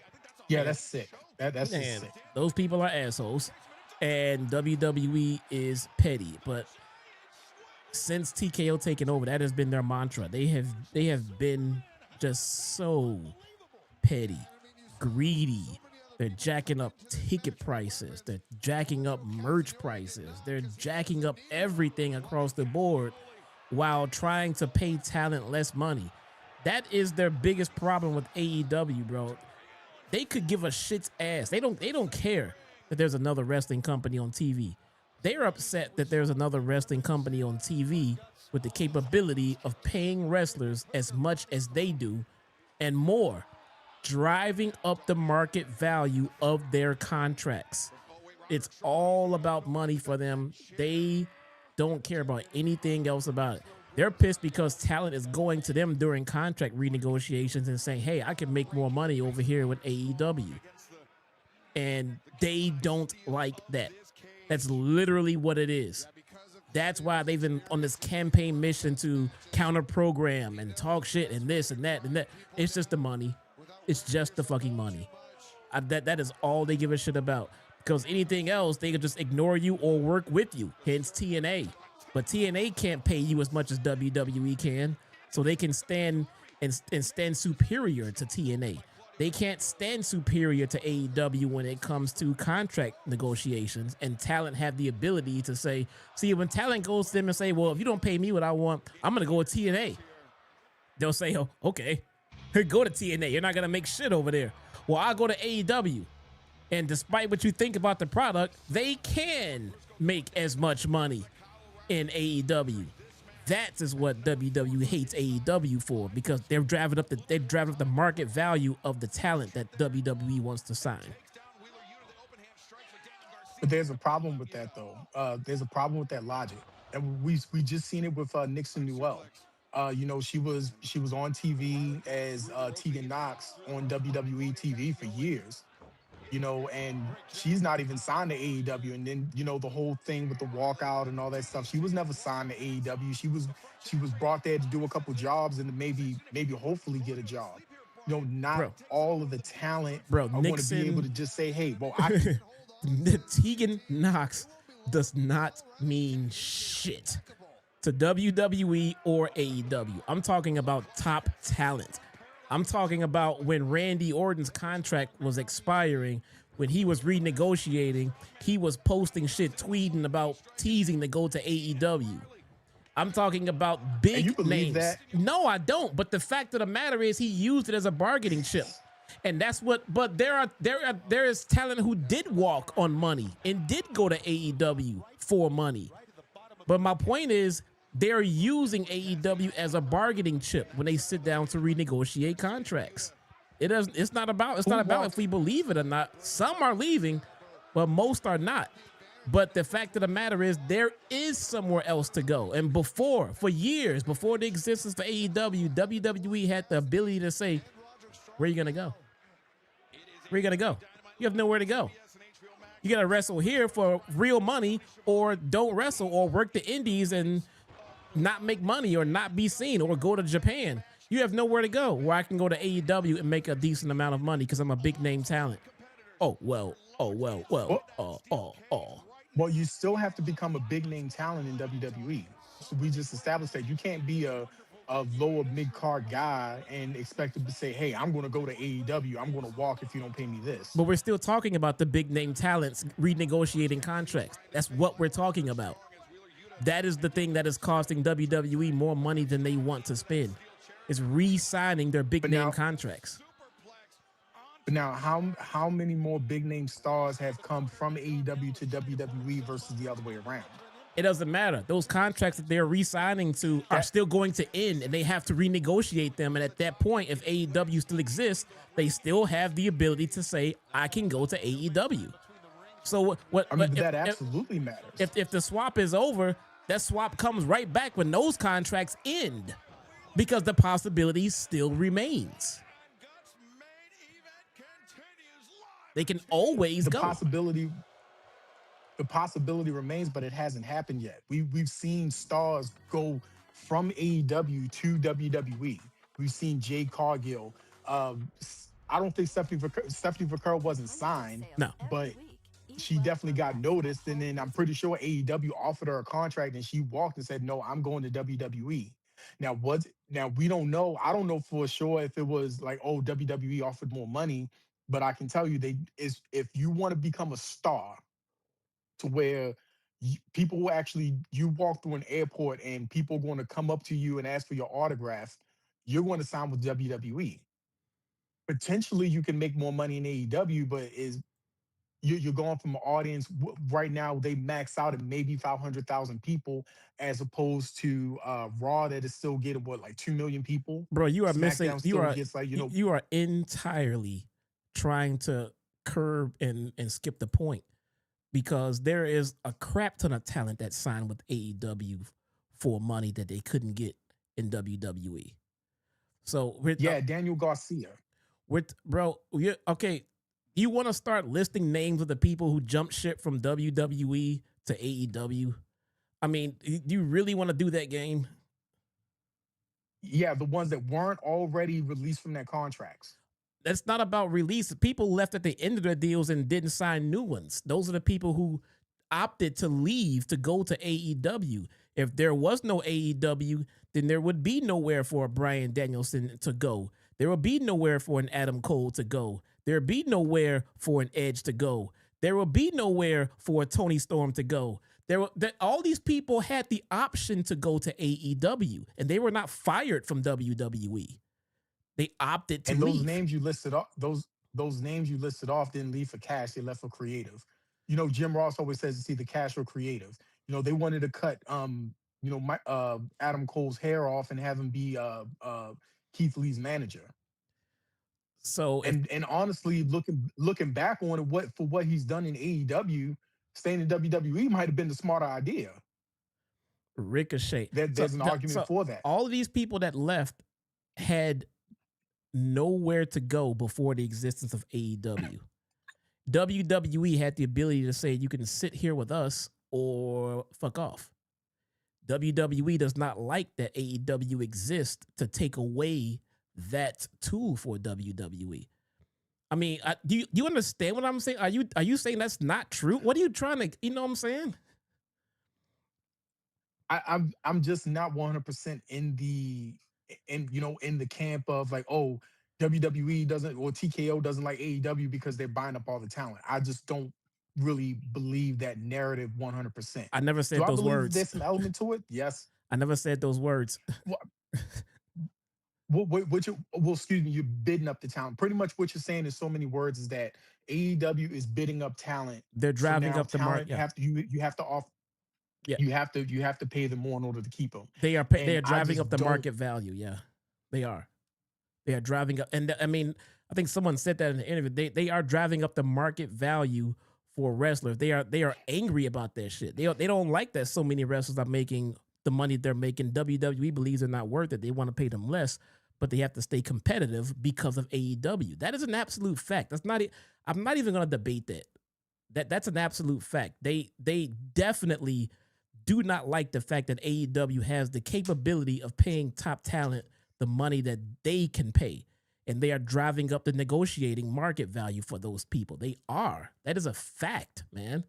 WWE is not happy about that. They are, you know what I'm saying? They don't want to pay talent more money. They want to pay them less. But at the same time, they're signing their top stars to these limited date deals, like Roman Reigns. Roman's not going anywhere. I think is a Roman's not going anywhere. Yeah, but Roman also has fuck it money. Right. Roman's not going anywhere. There are certain names that just aren't going anywhere. Roman's not going anywhere. Okay. They don't have to worry about that shit. Yeah, and Randy Orton wasn't going anywhere. He wasn't going anywhere. But Randy Orton is a veteran, and he does have the capability of leaving and going to an AEW and making a shit ton of money if he should have decided to. But we knew he wasn't going anywhere. Bro, I have to cover this match. I gotta watch this shit. I gotta cover this shit in a little bit. Okay. Moxie's fucking stumbling into the damn ring. Oh shit, he got a fork. Oh shit. I hope it's a fork. Here we go. I hope it's a fork. Here we go. It's some kind of wait a minute. So the not the Paragon, the team with Orange Cassidy, they're short a man. Conglomeration isn't out there. They put the conglomeration. They put Roderick Strong out there in this place. Wasn't he supposed to be in the match in the first place, though? I'm assuming not.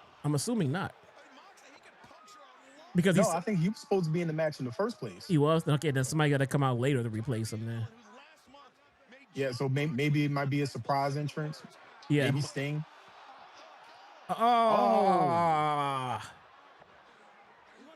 Garcia said, I want some of this.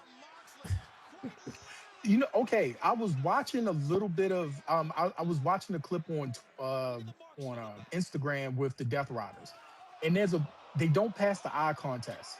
You have Moxley, you have Claudio, and to some extent Pat, who look like legitimate ass kickers, and then you have Wheeler Yuta. Now, look, I'm 6'4" and I'm about 249 pounds. I can take both Wheeler Yuta and Daniel Garcia, and I could ball them up in my fist like that. They don't pass the eye contest when it comes to being ass kickers. They need to change the presentation of them a little bit. Right. I think I don't know. They kind of missing the point. Because Daniel Garcia will probably beat your ass. I mean, he's a trained fighter. Unless you're a trained fighter and I don't know about it. If you're a trained fighter, then fuck everything I just said. But your size is not going to win a fight. Marine veteran. Okay, then you might kick his ass. But being big is not going to win a fight against a trained goddamn fighter, man. Oh boy. Oh my God. And people complain about the gore in the women's match. How bad was the women's match? It was bad for women. Hold on.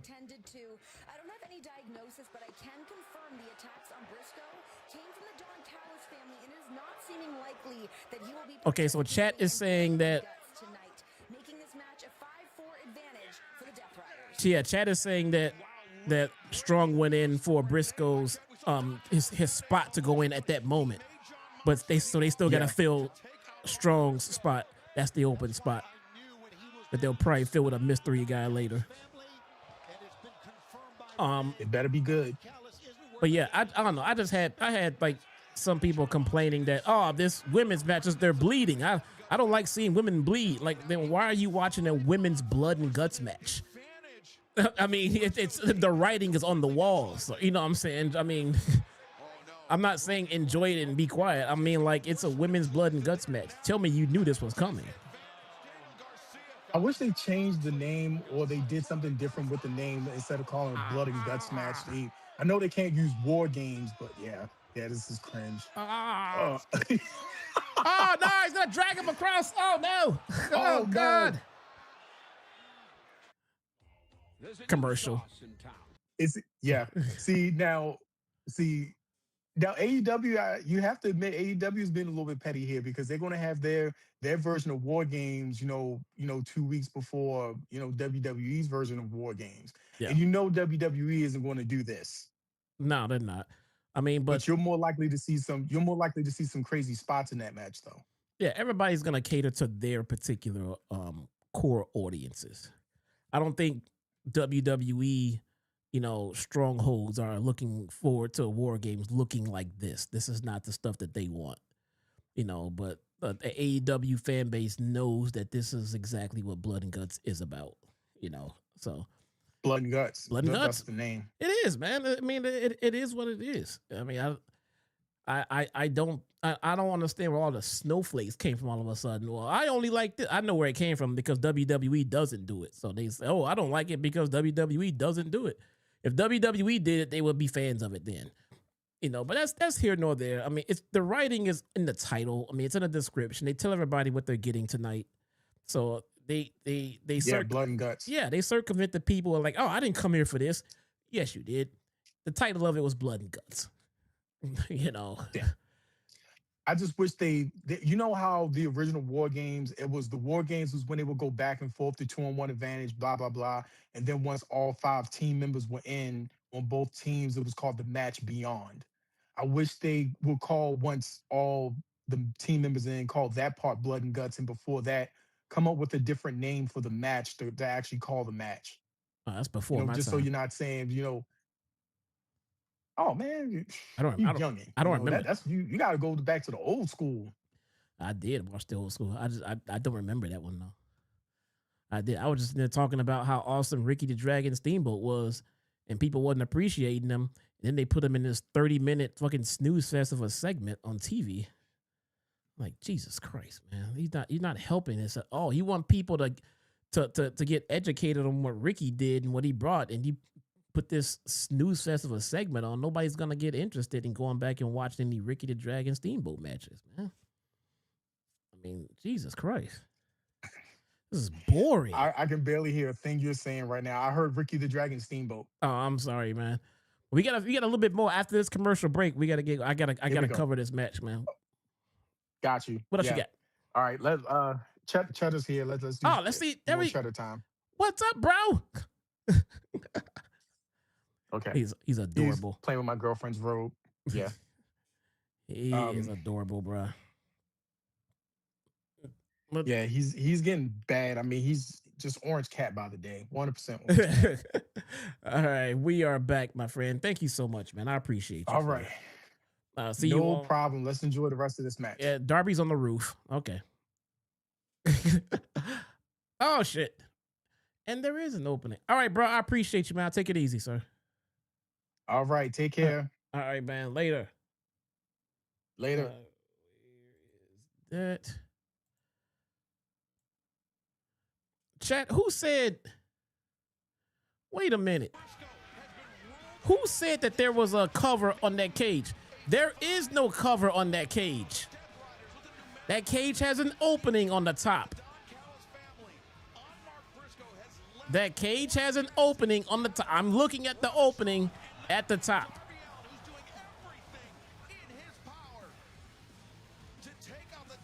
I want to scroll back and find whoever in this chat said that cage had a top on it. No, it does not.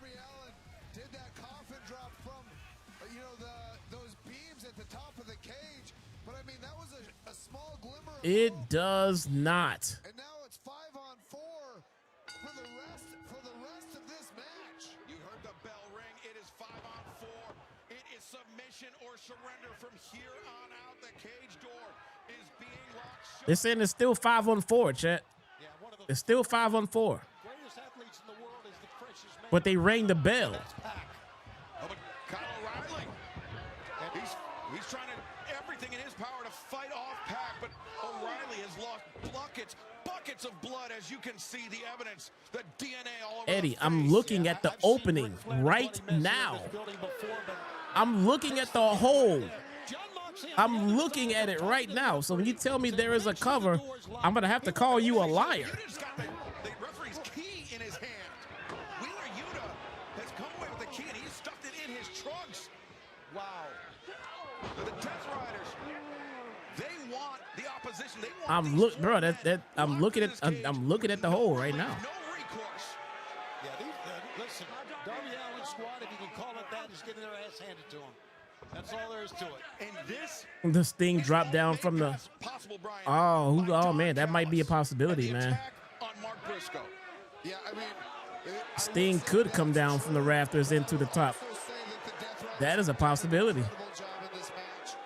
Because they're putting emphasis on the referee locking the door. I mean, there's certainly Mark Briscoe would help. Now, the last time Pac and Claudio Castagnoli were locked inside the I gotta Blood move Guts this cage. chat They so I were can on see the you same guys. side, but There we go. they came to blows. It did Triple M, not what's going end on, well bro? for them tonight, but something tells me tonight they will be a more cohesive unit. They will be. Thank you guys so much as well for the support. Collision Corner sponsors right now so far. We got Ryan the Canadian Chipmunk leading the leaderboard and D Nice leading the super chat, the super tip jar. Thank you so much. That's 1 week from tonight. Wait a second. Oh, Mark Briscoe's coming out. He's coming out hurt. And he brought bolt cutters.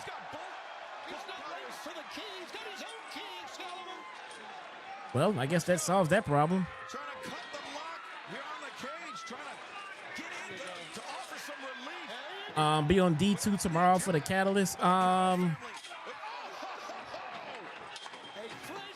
We can. Yeah, sure, yeah. Yeah, see if we can get JD on. This was the moment that they had him beat up for. To just have him come in with his tools. That's it. I thought we were getting some kind of surprise entrant. Oh, JD said he'll be on. Okay, then yeah, I'll be on. We can wrap it up tomorrow, man, for sure. I haven't been on this week, so I need to get on.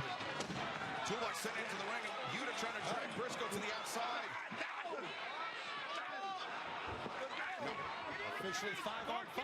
The odds are even. Briscoe and Yuta on the outside. This is not what the Death Riders wanted, Brian. They wanted that cage door. Wow. I thought we were getting a surprise entry. They just could have left it the way it was. But it definitely evens up the odds. There's a wrench. There's a mallet. There's a crowbar. They could have just left it the way it was. Why don't they have Mark? Now instead of watching the match, we're sitting there trying to figure out why Mark Briscoe had to come out after getting beat up.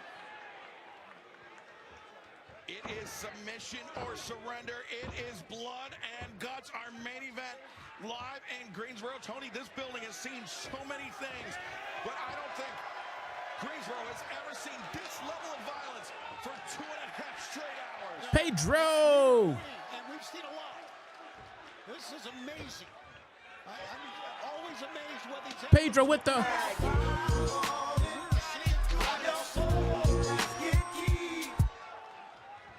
Match went from boring to lame. Yeah, it... So far, I'm thinking the women had a better match than the men. That blood just still pouring down his face. And Brian, when you lose that they did it for hype for the Briscoe Fletcher match to his full gear. That was a miss, though. That was a miss. It's hard to see when you've got all that blood to your point, Excalibur, with all that blood in your eyes. And when you talk about the breathing aspect of it, I saw Kyle O'Reilly actually earlier. You tend to disagree with me? That was working with him on his breath. So I think look at it. Look up. Look up. Look at those two big openings. Look up. Look at those two big openings at the top of that cage. Right in the middle. Up to the top of the cage. Yes, he did. Before he placed Wheeler Yuta on that table, and I'm sure Daniel Garcia, he noticed that look as well. Garcia, the suplex on the floor. Well, that tells us that if he can get a chance, Mark Briscoe's going to go up top. K-Dub. Yes, he is. And that's what you want. Briscoe coming in third for their team. With the $10 super chat says Jesse, I was wondering the same thing. Briscoe could have just came out when it was his time for him to come out. Yeah, he just could have came out his regular time. Look at that opening, Eddie. Look at that opening right behind him. Look at that opening.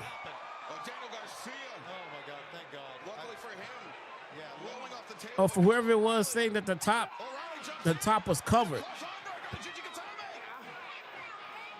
He could submit on the outside. He could lose it for his team. He thought escaping the cage was a forfeiture. No, the women left the cage too.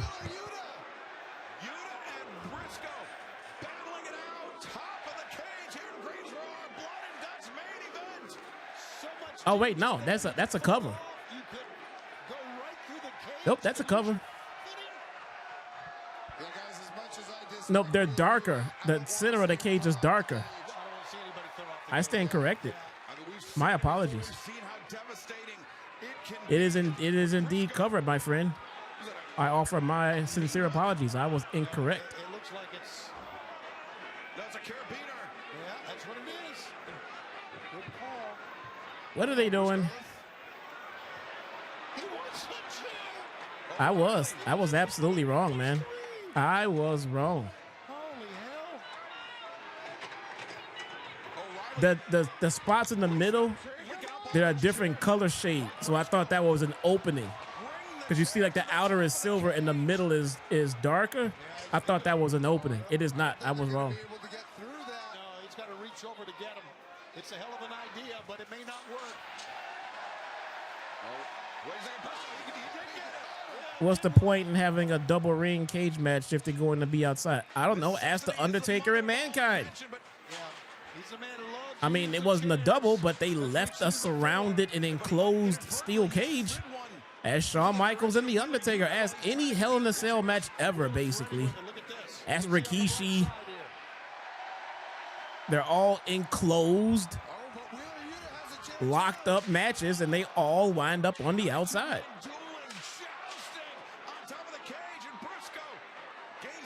As Shane, as a bro, I can't think of too many Hell in a Cell matches where you did not wind up on the outside. Maybe even more than that, as now the double underhook. Jay Driller on the top. No, Yuta drops to his knees. Self-preservation. Oh, the low blow. Those Wheeler Yuta's only hope. Look at Yuta getting the spotlight, Chet. Briscoe very close to the edge of the Look at Yuta main eventing. hanging on to those supports, those cables, and now just battered. Briscoe as we talk. Oh, is somebody going off that cage? Guts continues. Ooh, I hope we get a commercial break. God damn these people, bro. Let's check the leaderboard because guess what? We have a new Collision Corner sponsor. Mr. KW is currently leading the leaderboard. Currently, we have.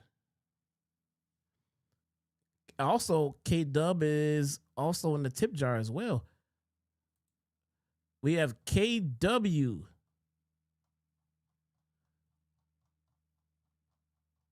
Is he though? Hold on. Let me check this one. 10. Wait, I don't fucking know because they keep changing the names. YouTube. Oh no, it's Pedro. My bad. It's Pedro. Pedro. Not KW. It is Pedro. My bad. Pedro Riviera is leading the leaderboard and is the current Collision Corner sponsor along with David Rice. There we go. My bad.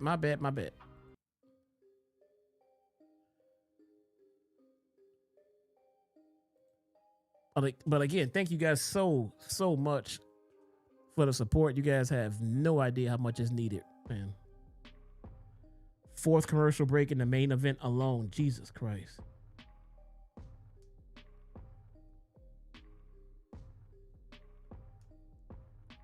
For some odd, you can't super chat. It won't let you super chat. Tony Brown is in the house. What is going on? Tony Brown, you have a wrench, my man. We're gonna need you to show up and be a mod more, man. You are a mod, sir.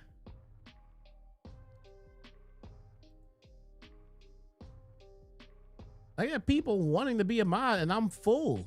I'm full. You gotta show up, my man. Show up and show out. You have to point out the booty meat to us, my friend.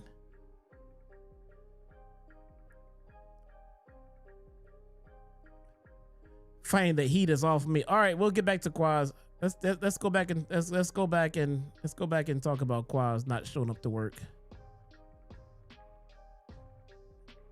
We gotta talk about Quaz. Sorry about that.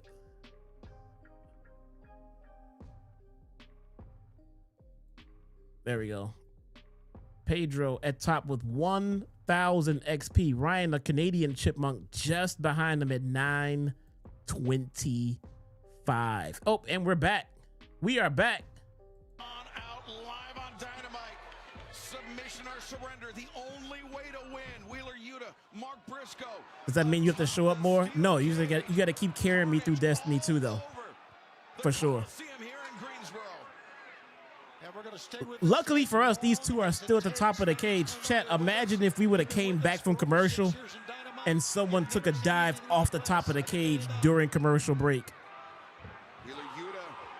Now, what an indignity this would be for Mark Briscoe. Bro, I would have lost my shit, man. What if we would have came back and somebody took a header and they had to show it on replay?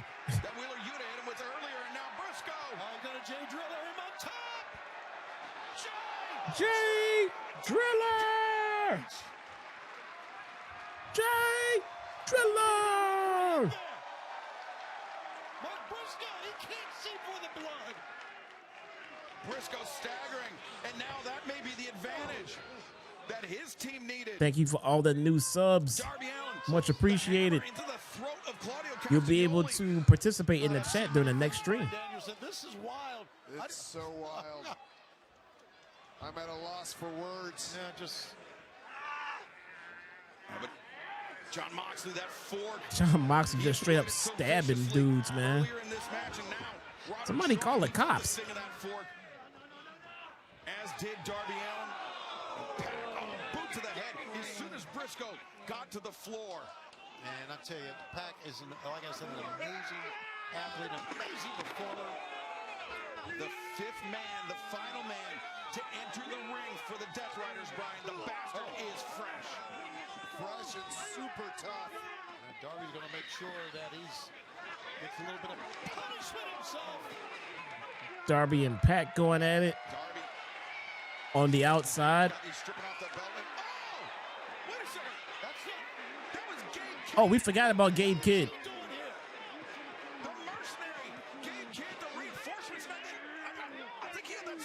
We forgot about Gabe Kidd. Actually forgot about him.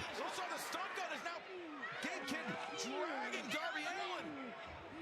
Kidd, he's a member of the New Japan Pro Wrestling roster, but he's a man that has been brought in by John Moxley as a mercenary. I changed debit card. That's why, Jesse, my sister has been... My chat is scrolling on me. My bad. Let me stop the chat. Maybe that's why my sister has been dealing with cancer. Oh my God, bro. I'm sorry, bro.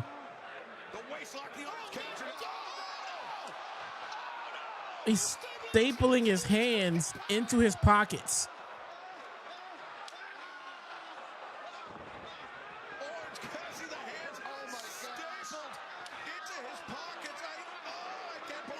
Ow. Yeah, I'm so sorry, bro. I hope she gets better soon, bro. But I don't think Cassidy even knows the jeopardy that Darby Allin's in right now. Well, you can see Pac up top. Darby is being choked. Did anybody remember Gabe Kidd was a thing?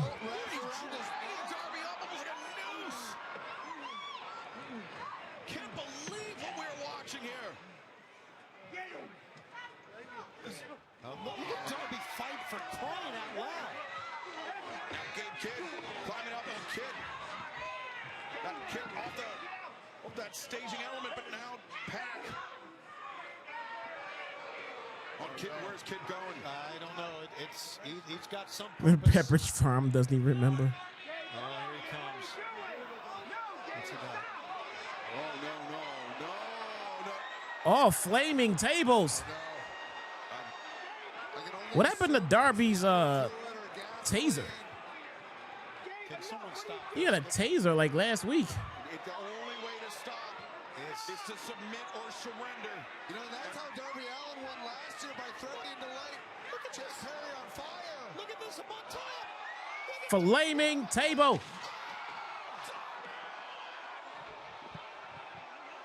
Somebody get a fire extinguisher, damn it. Wow. We have never witnessed this. And look at Darby's a stunt man. I mean, what are we doing? Gleeful. Exactly, Brian. He's an actual stunt man. Game Kid. Darby should come out with the flamethrower. Yeah, Darby. Oh, we playing with fire. Oh, we playing with fire. Oh, we playing with fire. The Death Riders, despite being at the disadvantage, using the Don Callis. Everyone here, I highly suggest you tune in to the post-show review with me and JD tonight. The maximum amount of punishment in this blood and guts match.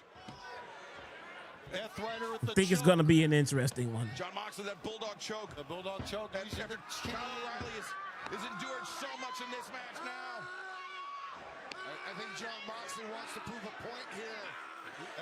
When we playing Fortnite, I was going to try to do it tomorrow, but now we're doing Destiny 2. Twice exactly already, and now John Moxley thinks he's the bigger man. He thinks. Oh, he's flipping off somebody.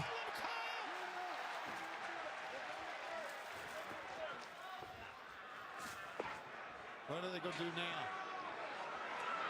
Claudio Castagnoli. Where's Kyle's friends? This is. How come there's no conglomerating going on right about now? This has been the attack by the Death Riders, but Orange Cassidy the hands. Hands still stapled to his pocket. Oh, he broke loose. He got the hands out of the pockets. He got the hands out of the pockets. And now Pac and Briscoe. Through the table.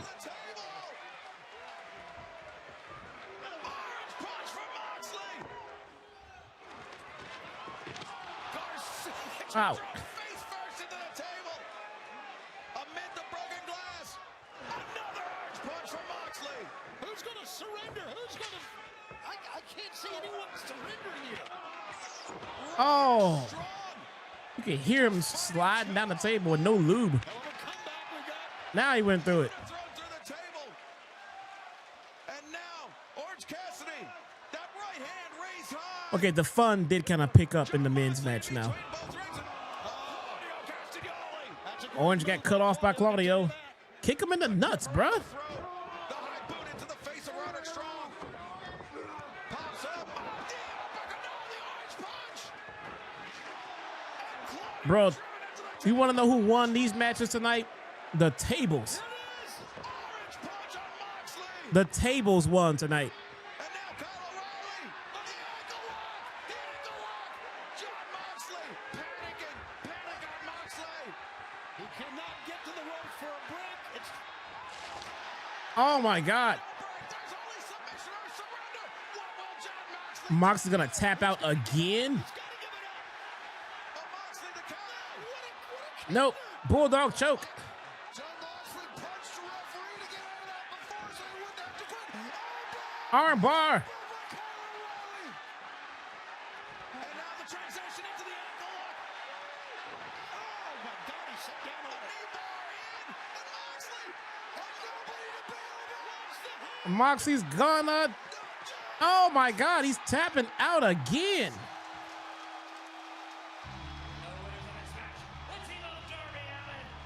Bruh. Moxley just been tapping the fuck out.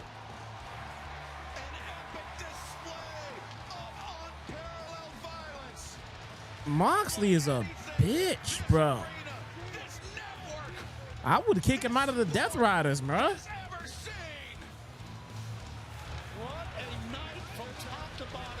I would kick him out. He been talking mad shit to be tapping out, man.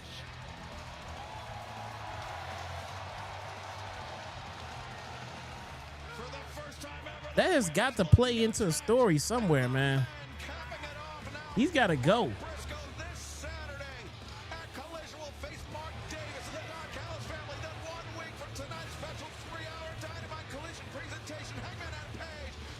Look at Garcia. Garcia's looking at him too. Like, what the fuck you do?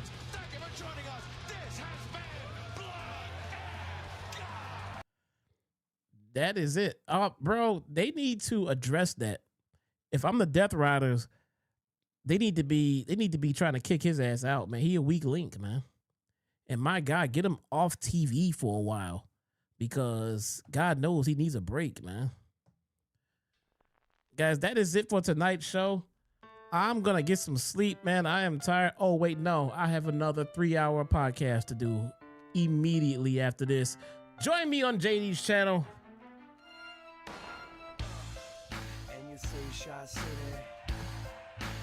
Pray for me. Please pray for me. Join me over on JD's channel, brother. We will break this chaos down. Spoiler alert. It's too much blood. It's too much gore and violence. This is stupid. Maybe that's the booze talking. I don't know. I will see you guys in a few minutes. Thank you guys so much for joining me, hanging out, and supporting the channel. I appreciate you all. I will see you guys next time. Peace. Place I'm in love with, place that's corrupted, place that gave birth to the MC not to fuck with, place with city lights, sun and one shines, place that isn't right, we're accustomed to crime, where daily went crazy back in '69, and Pops was just a rookie standing on the front line. It's the land that inspires me, land I call home, land with the basement, Dr. Wax and gramophone, with fake thugs and hustlers and OGs roam, the land that's well known as the throne of Al Capone. It's the land of Lake Shores, where the wind blows steady and the snow falls heavy and the heat kills many. Town like none, place that I know. This is the Windy City. Welcome to Chicago. So your brother's Nightingale, and they chained him to a chair. Won't you please come to Chicago, chase the sin? In a land that's known as freedom, how can such a thing be fair? Won't you please come to Chicago?